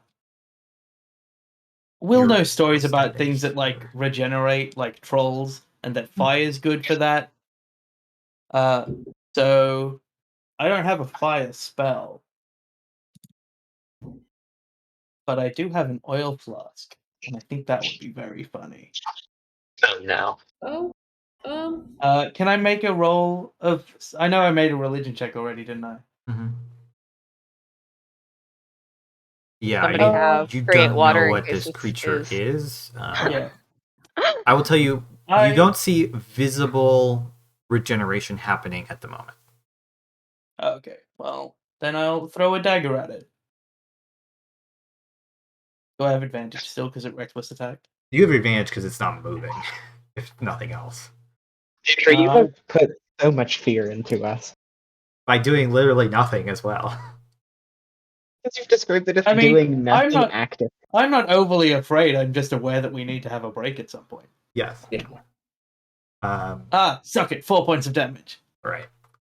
A similar reaction to the arrow. The dagger sinks into its chest, and it like, but otherwise doesn't move. Christ. It doesn't know it's dead yet is the only thing I can think of, and that's horrifying. Yeah. Silver's like looking at Ort, like gesturing again, urgently. I wish I had proficiency in religion. So Picking it up when I can. I wish my, proficiency in religion mattered, but it's an int skill, so it's still only 13. I'm gonna have expertise in religion at some point, just to stop not knowing what these demons are. I just wish religion was wisdom. That's what I wish.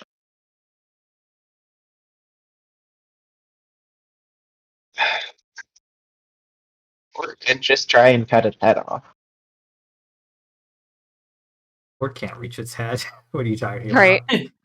Or he can step back and we can both radiant the shit out of it.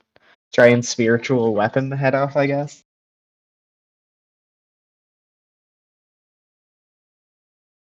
I'm just double checking what spells Ort has.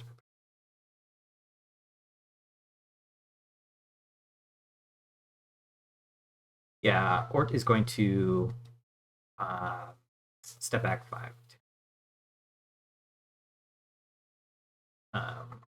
Spiritual weapon will attack. It's already up. Nice. Okay, and he will. And since he's stepped back, can whatever he ends up casting, is Sulveran doing that almost in sync with him? Is it a moment of two clerics in simpatico? What are you casting? He had his action readied for Sacred Flame. Okay, he's Since actually he'd seen- Casting Sacred Flame. So yeah, you both cast Sacred Flame at the same time. Yeah, so Good. Sulveran's particular Sacred Flame will be his, The- it will be his swooping bird that he calls down like you're, calling a falcon. The power of the death god regresses Ort to a child while his father was just being negligent. These just hit. The creature is not actively trying to avoid attacks, so it can't make dexterity. No. Um, I just realized. 21 points of damage. The flames burn at its flesh. These radiant flames. The creature does not react.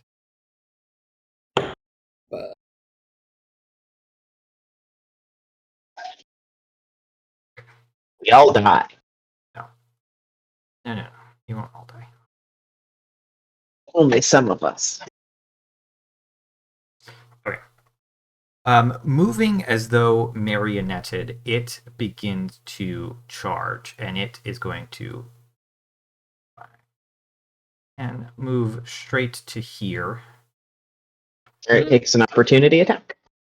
Yep. Advantage or no advantage? Yeah. I get the feeling that matters, but doesn't really matter at the same time. 17 damage. You strike deep into this creature. Blood gushes out as you feel its horns attack you.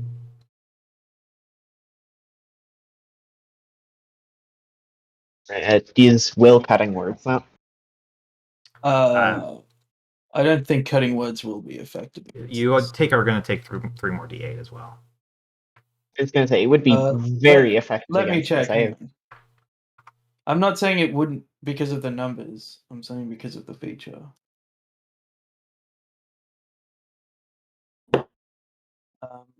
Are you meaning because of the way cutting words is written?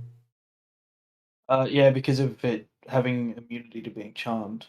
I'm trying to decide if Will thinks that this thing is immune to being charmed because it's not really sentient anymore.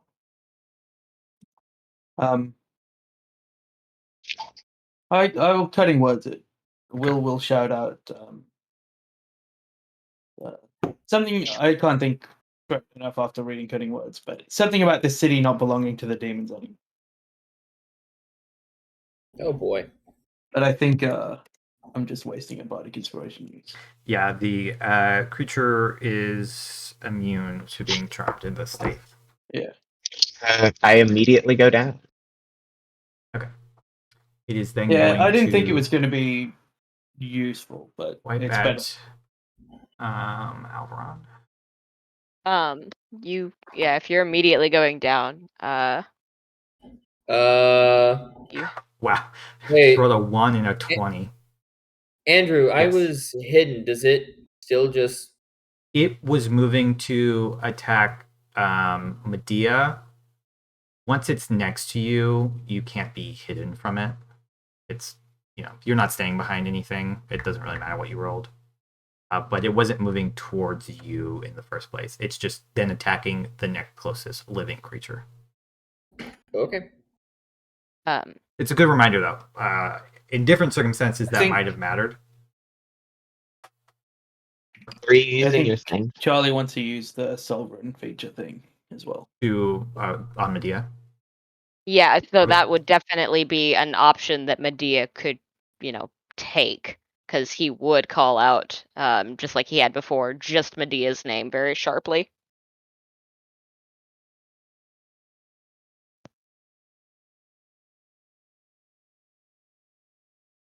That's up to Sara at this point. Sara, do you? Yeah. Okay. Accept? Yeah. Okay. Yeah, I will. I'll go. You have one ongoing failed death saving throw, but you are at 1 HP and you can make an attack. Did we say it was a full attack last time we did this, or just one? Let me look. I wrote it down this time. Yep, it's under my sheet. I can pop it up there. One This final sounds fake. action. Okay, so 2 full attacks.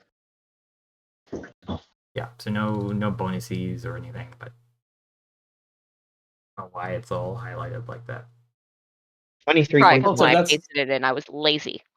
You've been talking about the head a lot. Would you like to strike anywhere in particular? Yes, aim for the neck. Okay, you were trying to aim for the neck. The head. Yes, do the best to behead it or attack the head.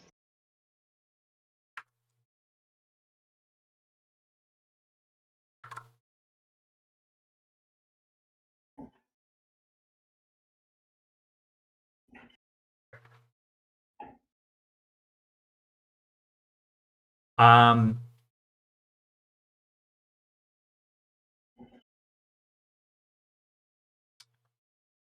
be a little retconning because technically this would have happened before the creature would have attacked Alveron because of the way that ability works.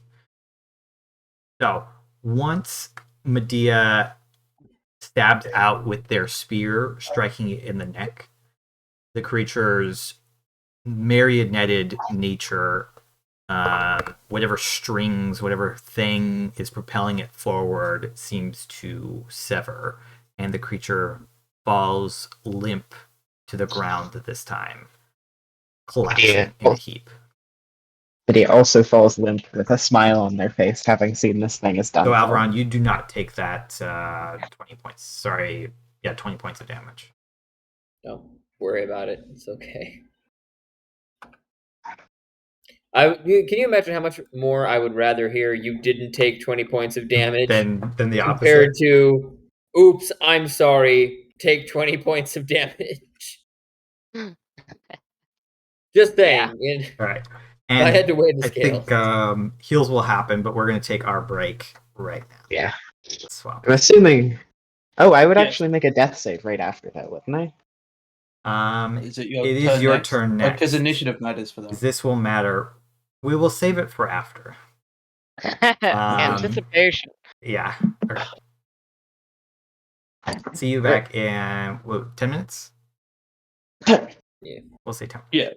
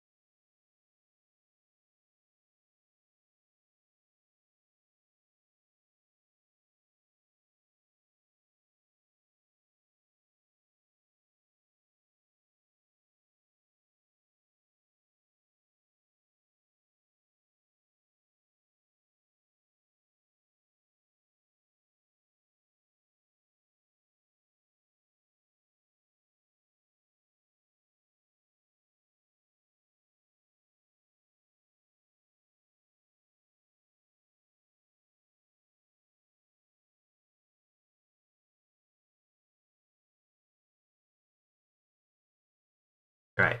Hello, we're back, everybody. Welcome back. So, the fight has just ended. Speaking of which, I've had the battle music going. The creature lies dead before you. This little space is kind of in ruins. These tables were at the start of a.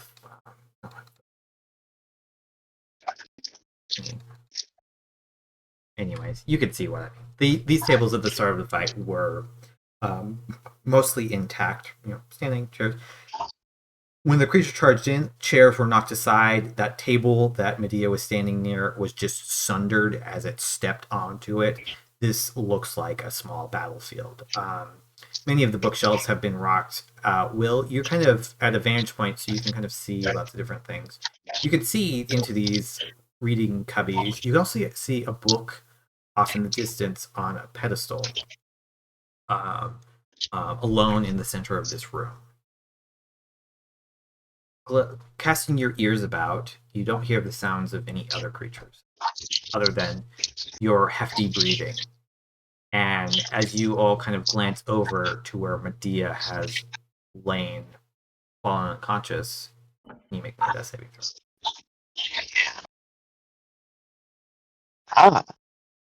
Was not a natural. No, thankfully. So It was a do 1 you on the get 1d4. I less? was anxious. I don't think that's right.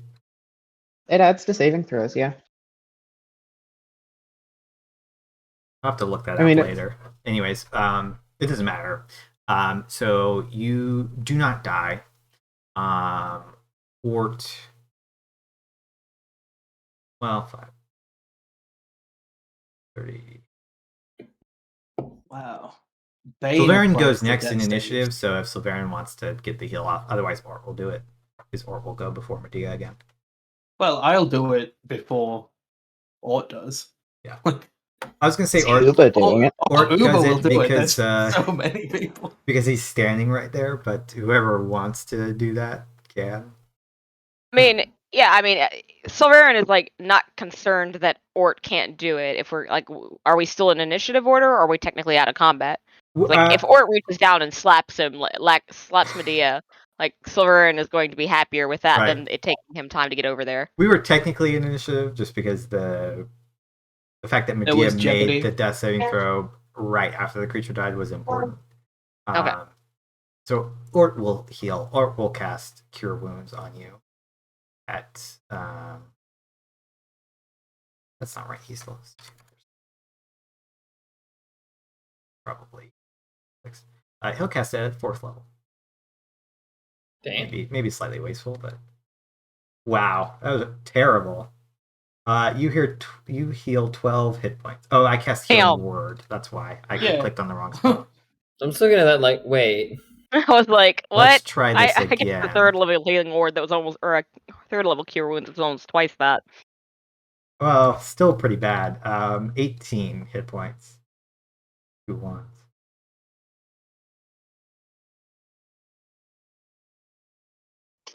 I'm up, and that's all that matters. Medea, you gasp, awake, bruises and gore wounds still feeling painful. I will expand a healing word to catch the music in Uber's ears and a bit louder in Medea's ears. Sulveran's just looking over Alveron's shoulder at Medea, and he just nods slightly at Ort. Good job, everyone. That was rough. I cast a healing, hit, but it looked rough. I cast an expanded healing word. At some point, it will roll. You can get that much hit points. Okay. We'll see it. There it is. For both Uber and Clipping. I saw the 2 roll, but I don't see it. Pretty sure 2 plus 5 is 7. I couldn't remember what your bonus was. I thought I was going to agree with 6, and then I was like, wait. And then I will kind of make my way over to this book. Have a little looky at this bookie. Slowly move my character to the book. Oh, well. I can heal myself back up to near full. Way on Ant-Man.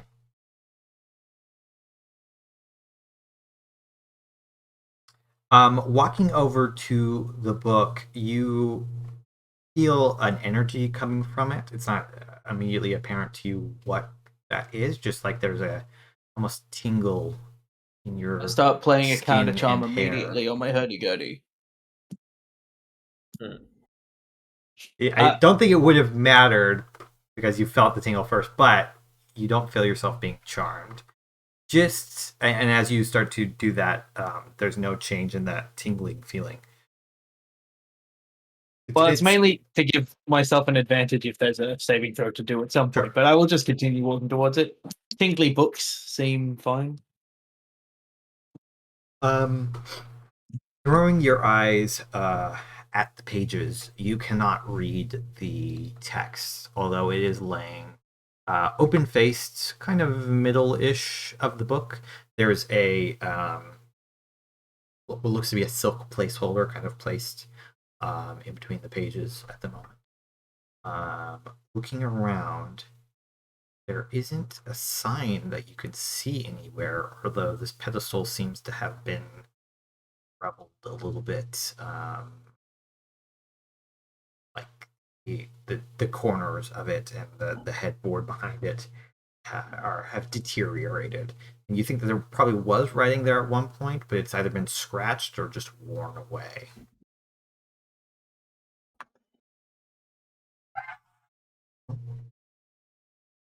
I don't know what that was. Are we okay? My dog's. That was the next he encounter. was probably dreaming and then broke himself up. It happens not infrequently. Wow, that's his dreaming noises.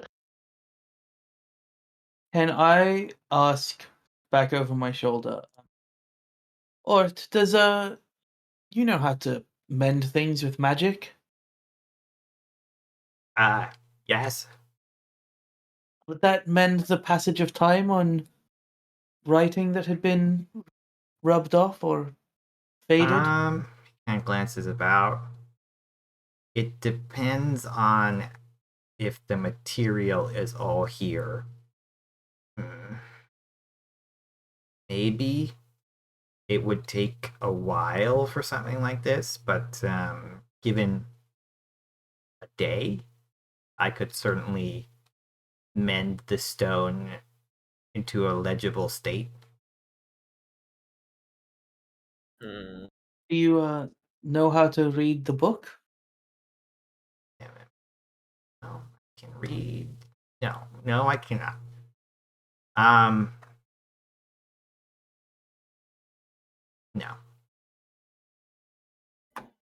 You said there was a wall. Will, you can make a history, religion, one of those checks.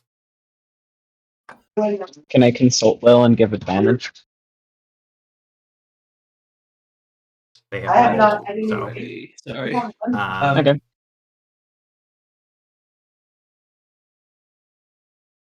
Glancing at the text, you think that it was written in Celestial.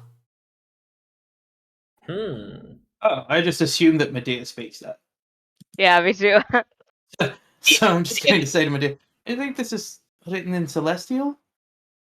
I can read that. Great. I'm going to go look at some scrolls.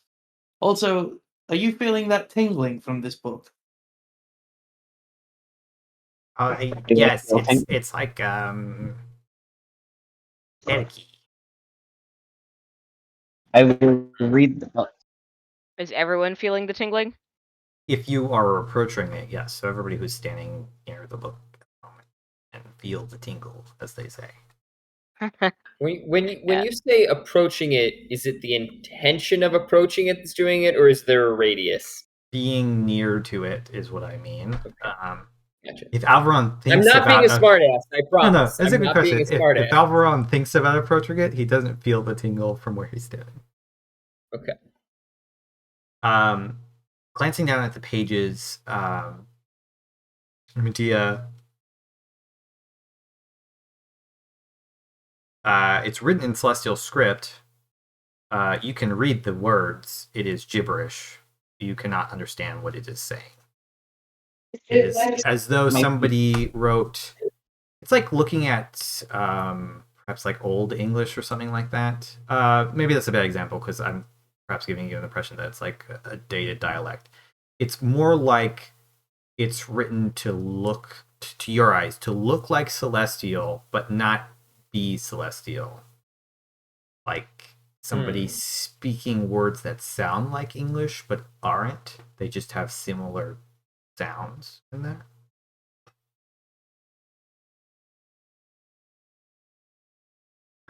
You can make a religion check, Medea, as you are glancing over these pages. Nothing comes to mind of this nature. Perhaps it's a cipher. I will ask Will and Sulveran to come through and tell them what's going on with it and see if they have any ideas. That question, like if he has any ideas about a book, Sulveran just stares at Medea for a very long moment before he does. Not quite begrudgingly, more just like, this is not going to work. He's going to go peek over their shoulder to look at the book and see if he notices anything. I would. Can I roll Arcana to see if Like enchanted or something? Yeah, go ahead. to see if the words are like masking something with magic rather than. I don't feel like. Medea will directly read it out and like say, like, "This means nothing. This is just nonsense." Rolling. That first history roll was great, but then the next two were not good. So good at Arcana. We're bad at codes. That's what it is. You know you know of spells that can distort texts to make them not legible. That's what this could be, but you're not sure. You could try dispelling it, you think, but whether or not that's going to work or not, it could fail, just because that might not be what's happening here. The problem is that even if we could cast something like comprehend languages, which I can't, unless there's a scroll in this room for it. Even if we could do that, it's really not. That doesn't break whatever code it is. I could try dispelling whatever magic is like at the surface of it, but it might dispel the whole book. It might do nothing. All of these things are possibilities. I love Sulveran the is still thought of looking Will just obliterates a plot line. just vanishes. Wouldn't be the first time. Yeah, Sulveran is going to look over it at Medea's behest, and he is going to he's reaching up and he's just kind of fiddling with his necklace of Sil, being that she is the Lady of Secrets. I should have done that. Damn it. But Medea will take a second to pray to Alamane and see if Alamane is willing to reveal her serenity. Yeah, I think Will doesn't think to pray to gods to ask for help with books. Yeah.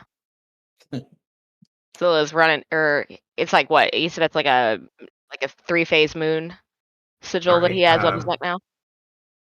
Emily walked in and I was asking about Yoda. Was there a question directed towards me? Medea and Sulveran are both praying, and then. Okay. Well, Sulveran is specifically kind of invoking his icon of Sil. Okay. Since he received that recently, and she's of secrets. Make religion checks if you like. You can either. You both don't have. Don't you? I mean, I have religion. It's just only proficiency because it's int. Medea does it. Okay, so you can make separate rolls. Okay. Medea, what are you praying on? Medea's praying to Alamane, but more in the way of it's half a prayer and also sort of like Aren't you also curious to know what this is? What this book in your temple is that you don't know about That for you some don't reason? know about, yeah. That rolls. Okay. You both pray for a moment, but nothing. Can Sulveran invoke guidance on his own prayer? You have to do guidance before you make the roll. Okay. Good question though. You it wouldn't be enough anyways. Yeah, I imagine not. You But both it's contemplate in prayer for ironic. a moment, hoping, not necessarily for the god to speak to you, but perhaps some inkling of revelation or some idea of what this thing might be. But you finish your silent prayers and nothing changes in the room. You don't feel like you know anything new.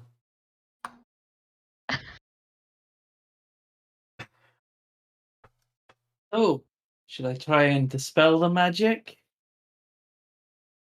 Will's like beginning to feel the flexes of arcane energy and like the urge to remove Maybe magic we from should- something. Maybe we should.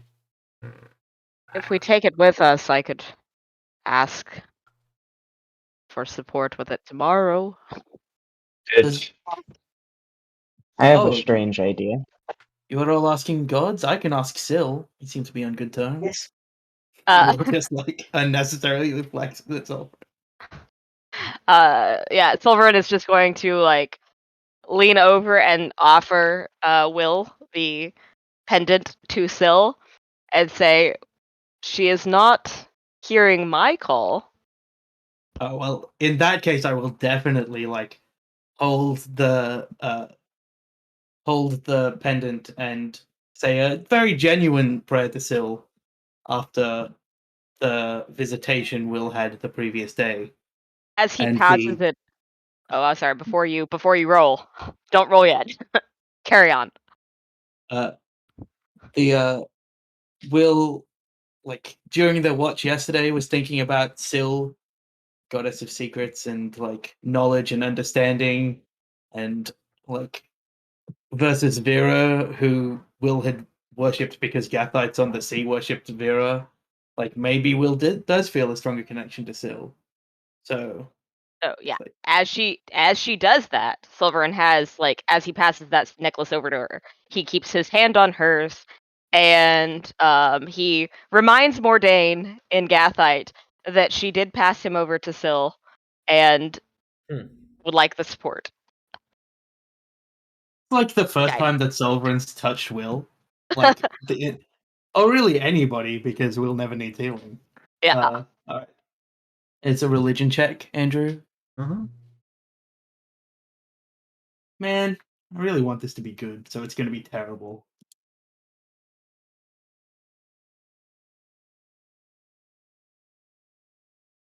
Eh.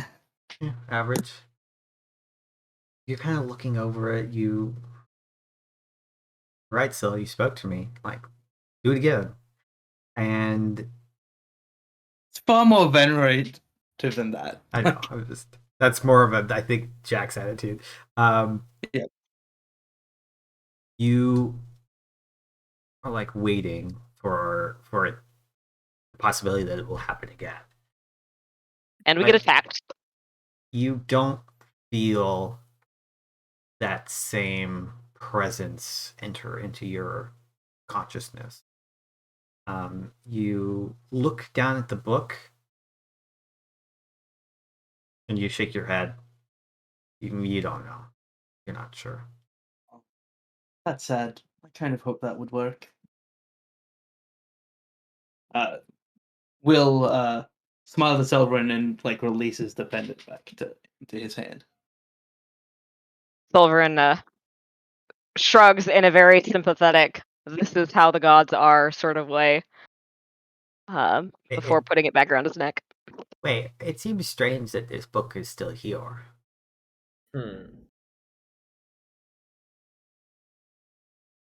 That is strange, but I'm not sure that we'll be able to take it if nothing else has been able to take it. True. Which leaves us at, I could try dispelling the magic upon it. If asking the gods for help doesn't work. What if that makes the book useless? I have an idea. Do you still have the keystone? Yes. I should. Get rid of it. We'll know that It would be needs very something to go unlikely. into, Yeah, right? it would be very unlikely that the keystone is connected to this book unless there's like a sconce or some recess that you're not seeing here. The keystones like go onto things and like activate. There would be runic markings somewhere here. It doesn't make sense to Will pulls out the good player keystone idea. and says, Will pulls out the keystone and says, it generally needs somewhere to go, but I'm happy to touch it to the book. And Will does that. You actually find that you can't touch it to the book. You go and almost like magnets repelling one another. The orb doesn't want to get near to the book as much as the book doesn't want to get near to the orb. You kind of, it's not like an immediate wall. It's like an increasing feeling of force back at you. Will's strength makes that feel like an immediate wall. You're like, "Ugh." But we can touch the book. You can touch the book, yes. Okay. My last strange idea. I want to see if I know this definitely isn't it, but I want to experiment. I want to see what would happen if I tried to essentially channel some of my lay on hands energy into the book. Go ahead. How much? Yeah. Just out of curiosity. Just like 5 points initially to see if it reacts at all. Okay. So like a small but sizable amount of your. You start to channel the energy, placing your hands on the book.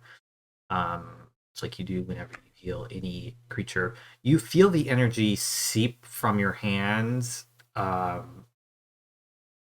Normally when you do this on yourself or somebody else, it's more like the magic like radiates outwards, gently healing. This feels like you just like almost like a hair being pulled, like it's sucked out of your hands somehow. Books seem to react in multiple. You think it glows slightly, but you're not sure. The text is already very. It's. I neglected to mention this. I think it's all written in, like gold ink, so it's already shiny just from all the lights around here. But when you do that, it seems to gain a little bit of its own internal glow, like the pages as well as not just the reflective glow of the light around you, but as though it generates its own light briefly. There's like a lingering of this. He'll say, I don't think you should dispel it. The book is maybe not alive, but it is reactive. Will kind of nods before, I think, returning to the conversation that she was having with Ort while Medea tried that. If the book is useless, then why? It's strange for it to be here if it has no purpose and no worth. I would be surprised if it was useless. Maybe the demons can't touch it, but we can because we're not evil. Or demons, anyways. It repulsed the arcane, but it sucked in the divine. I don't know. I'm not smart enough to figure that out, but it seems relevant. What if this thing contains a spell? Maybe. What if I touch the braces of, I'm going to assume this is pronounced Geltier. If I maybe touch, mistyped it. Okay. If I touch those braces to it, I typed it right. It's the PH, the figure. Yeah. Oh yeah, that makes sense because of the part of your worlds that we're in. If I touch the braces to that, and attempt to activate the siphoning part of it, Where Make will that do anything? make an Arcana check.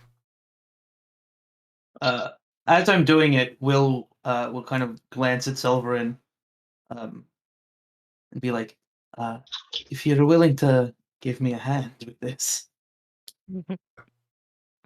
Sulveran is immediately lays his hand again over her. This time it's over just above the bracers over her forearm, and he actually keeps that necklace out. Given that they've found it nearby here in a similar temple. Just want to be clear that And your guidancing, take that D4. Just want to be clear that after Will's bracer is either coat or silk wrapped arm, so there's like no flesh of Will's is ever exposed. It's very important to Will. Yes. All right. This Arcana roll. God, I'm good at Arcana. And then a D4. Do you want to roll it, Charlie? Yeah, I can roll it. 18 total.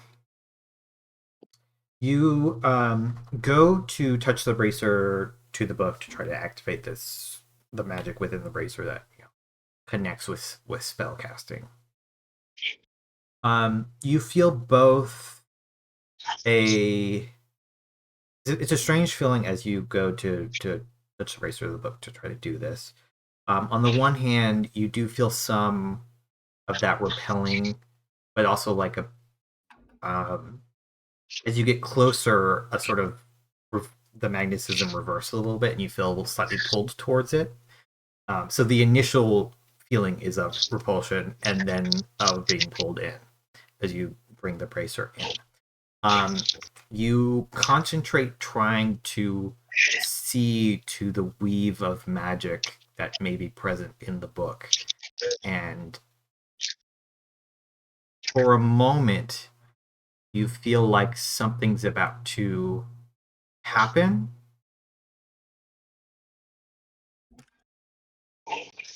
but then it doesn't, and you're kind of thinking, you think the problem is that the bracers were not designed to be effective against whatever spell or magical effect that the book has. That its ability does not interact directly with whatever the book does. Not that you failed, just that there was nothing the bracers could do. If that makes sense. Well, which leads you to believe that the book is not harmful towards you. Yeah. I think this would have worked if the spell was intending to harm us, but Will kind of shrugs. Something specific is required, I think. Since Sulveran had his hand on Will's arm, did he experience that push-pull sensation as well? Yeah, if you kept your hand on his arm the whole way through, then yes. I just assumed you touched the hand and then let go. Go ahead. Charlie described it as a stain, but I'm probably just missed that little bit of description. Yeah. Because I was thinking of how this would work. Yeah, I got something, but Sara, you go first. Because I think Sulveran is just like watching the book for a moment. Medea says, this thing might be somewhat alive. Do you think maybe we could try? It sounds weird, but asking it or telling it we don't have ill intent. Divine things often have a strange form of life. Will says, Old Book of Tal'Losinan. What's the city called? It's been so long since we had to remember the name. Tal'Losinan. Tal'Losinan. Old Book of Tal'Losinan, we beseech you, we are here to free the city and thus you from the chains of the demons. As Will does that, I will also pump 5 more points of lay on hand. And Sulveran is going to place that necklace of Sil on it because everybody's touching it. Why not Sulveran? I'm not touching it while you're all very not touching it crowded while around this speaking to it. normal-sized book. It's not like it's a larger book, but it's not giant. So you're all a little bit huddled here. Alveron's the only one looking at us like. I'm literally like back. I'm still covering the 6. I'm also just being like, all right, spooky book. Yeah, let's all touch it. I'm just waiting for all of you to be vaporized. And like, there will be no one alive for me to say I told you so to, but I will still say out loud to an empty room, I told you so. I mean, Uber and Keller will be there. Do you think it will help if I touch the book? I can touch books. Yeah, Will says, yeah, try touching the book. Okay. Keller. Maybe this book is your ancient birthright. I assume the book didn't respond to my very sincere greeting. So you read the book. The pendant is placed on it. The lay on hands are channeled in. The book seems to glow even slightly brighter than before as the lay on hands is pulled once again out from you and into the book. There is no response. No voice appears in any of your heads. You wait for a moment, something to happen, and time trails on.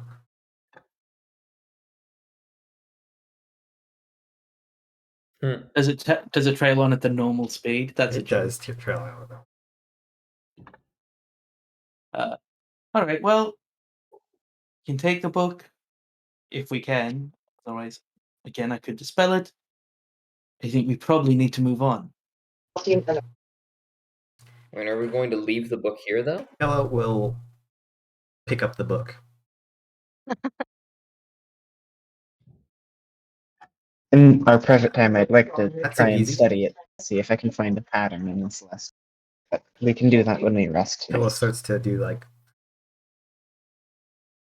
No.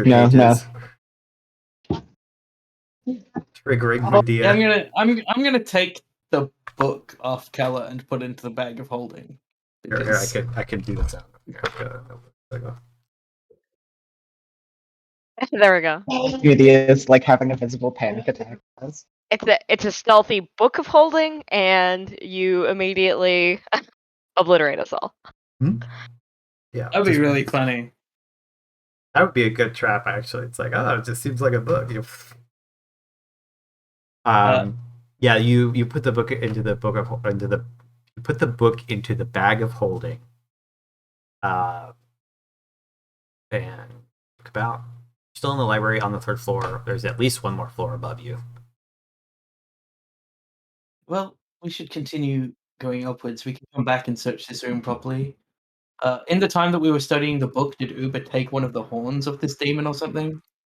Maybe. I just assume Uber was looking for some kind of memento. I will remind me about this next session, and we will ask Marisa and do any rolls there. I will say this took you talked a lot. There was some spellcasts. This took 10 minutes, so Uba can have 10 or 15 minutes to take something off. I will also look around the room and see if I can find anything on demonology really quick. Okay. Looking about, you do not find anything on demons or demonology. There are more interesting books here. Books on spellcasting, arcane magic, magical theory, those kinds of things. Again, almost the entire collection is written in some form of Elvish. There's a little bit of Dwarvish here and there, a little bit of older human languages, the language of the people of Malden from a very long time ago, the language that is the precursor to Thracian, and some texts which are in a earlier form of Romanian. Okay. But the lion's share is in Elvish, which is hard for you to read. But this seems to be a more important section, which is perhaps why the doors were locked, or why there were doors at all, because the 2nd and 1st floor did not have doors other than the entryway. If this if there was a spell cast to veil the city, perhaps demons also can't leave the city. Which On raises the Leave the question, city, was did you it say? cast to keep things out, or was it cast to keep things in? And if we Or were break the there two separate teleportation, spells? things get Are there- out. Or are there two separate spells both doing competing effects? One is keeping the demons in, and the other is creating the storm. From when who cast detect magic when we got through the storm? Was it Ord or Sulveran? It wasn't Sulveran. Ord. From when we got through the storm and Ord cast detect magic, we could see the dome that's stopping teleportation and sending was inside the storm itself. The storm is the work of a minor deity at least. And this teleportation thing is something that we potentially will be able to solve through manipulation of arcane things. If the Satana sister knows anything about what's going on. But it could be designed to keep demons in. It would be strange because I think there's no evidence that the dome would stop demons walking out of the sandstorm that they created. It just seems strange if this book is written in Holy and Celestial in the spellcasting section of the library, and this demon had clearly taken great importance to it.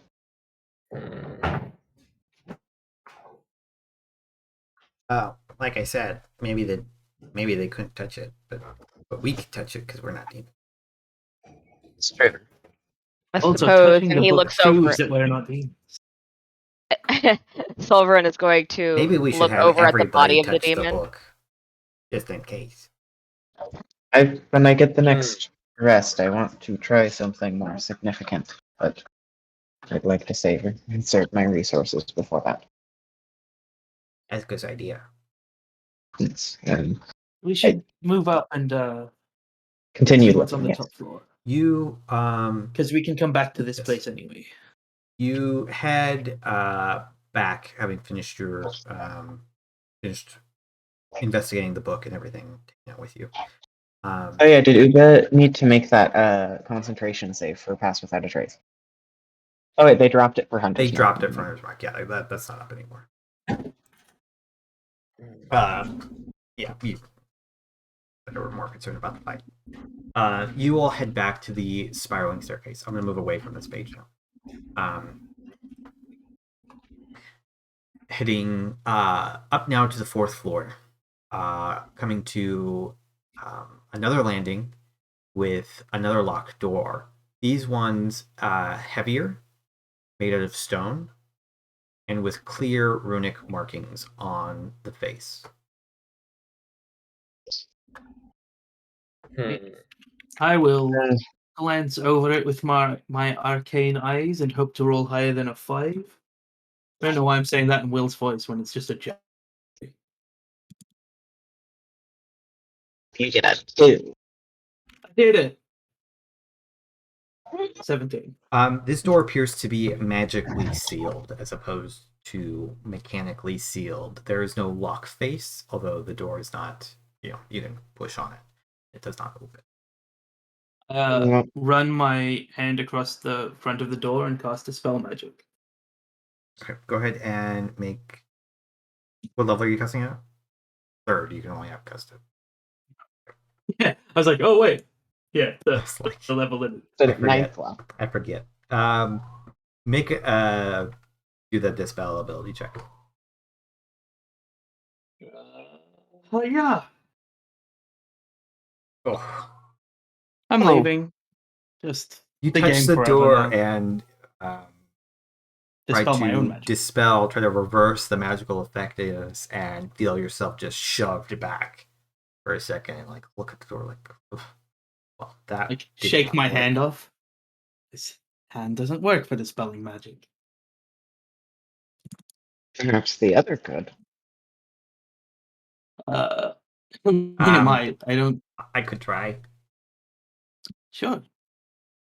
Certainly I would will. not. I will say, so I felt. I'll point out the runes that I saw with my Arcana check and say, and I felt a significant push, and I'll give my last bardic inspiration to Ord to use for that if it is necessary. Because otherwise, Andrew we're just just loves. fireball. Andrew just loves his doors. Stuff is locked, man. Yeah. Yes. No, I guess I could, click on his wisdom. Pant's ability is so good for these situations. And then there's the D8, right?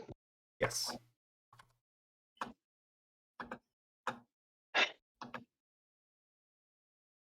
We were all so bad on those D8s, man. Luckily, that's enough. You, Ort.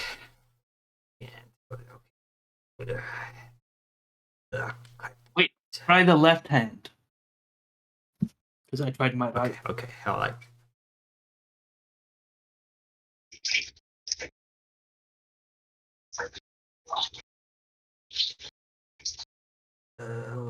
Open. And a brief moment will pass before there is a sound like cracking glass, and almost a sense of not a sense of, but glitter falling away from the door, like whatever magic was placed on it to keep it from being opened has fallen away. Well, that wasn't very easy. And I'll start to push up against the door, and it will slowly begin to open up.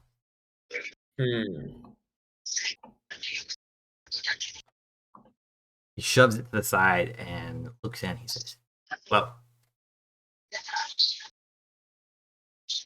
and he'll begin to give enter. a little clap.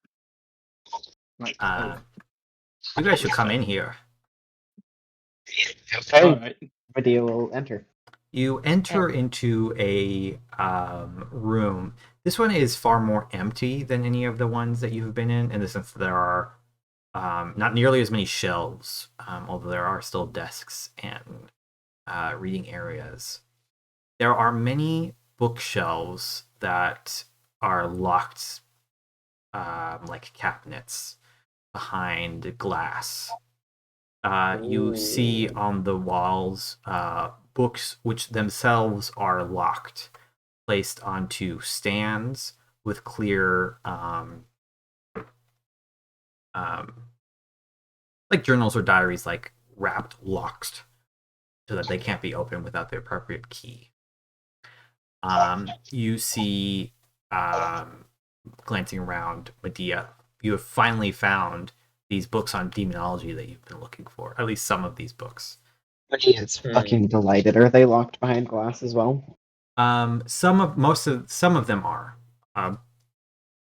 Like I said, there aren't as many books here. There are still books which are not locked behind glass, just on normal bookshelves. Mm-hmm. But you can tell that the most important books are locked behind these glass cases. Medea is fascinated and absolutely enthralled. In particular, you all note in center-ish of this room, there is a book that is full black leather. It seems painted. It is locked and placed on a pedestal, not dissimilar to the one that on the floor below. Mm-hmm. But this one is behind a case. Can we see what it has on the title? It has no title. It has nothing on the spine. It is closed. Do the locks seem to be magic, or just the kind you can just let crack open? There is the physical lock seems like it could be opened with a key or lock picking tools. Mm-hmm. Since I know that you wanted to do a shorter session, should we end here and pick this up? Yeah. From the spot? Up to you guys. I could go for a little bit more if you like. I don't mind. I'm always happy to go a little bit longer. But It might be also interesting to have Marisa here while we do it. yeah, I think. Yeah. Yeah, that's fair. Okay. I wasn't. Yeah. If you guys are gonna spend some time in this room, or if you're just gonna, there's another floor above. Oh, there's a Yeah. floor above this. Yes. Well, Will remains in the camp of we should keep moving up, and then To be we'll clear, come we're back on to the this we're on room. the third floor at this point, right? You're on the 4th floor. Oh, okay. Oh, Even 5. better. All right. Yeah. People- I think yeah. I think we should head upstairs and circle back to here after we make sure there's nothing up there that's going to jump down onto us. Okay. Deal with Agreed. books and his books in the behind the cases, and it's just like, I guess. Like Sulveran just pats their back. a child Kinda who's been guides them denied towards the stair. candy.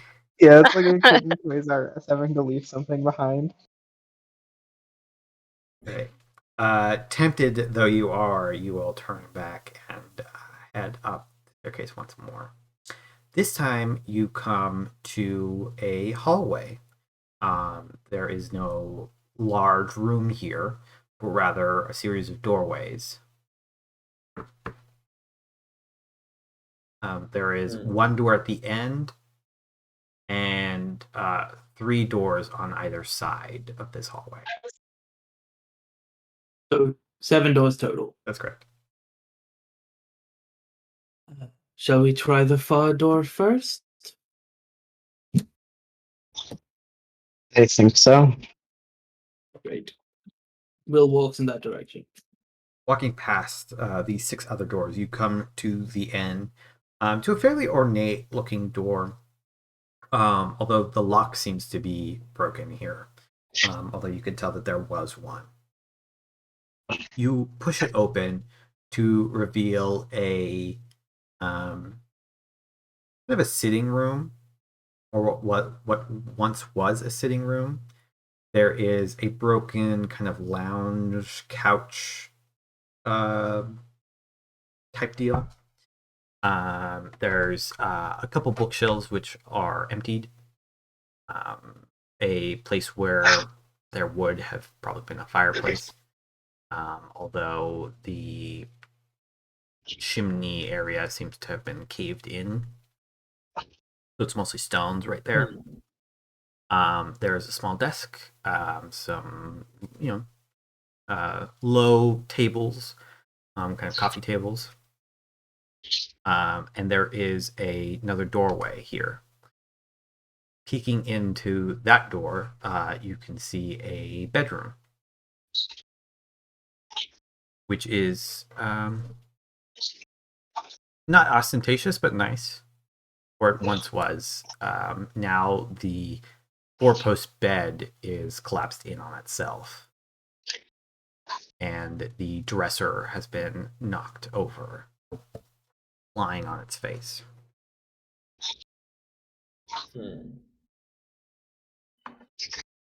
Right, well, nothing to try and kill us in here. Well, it's immediately obvious.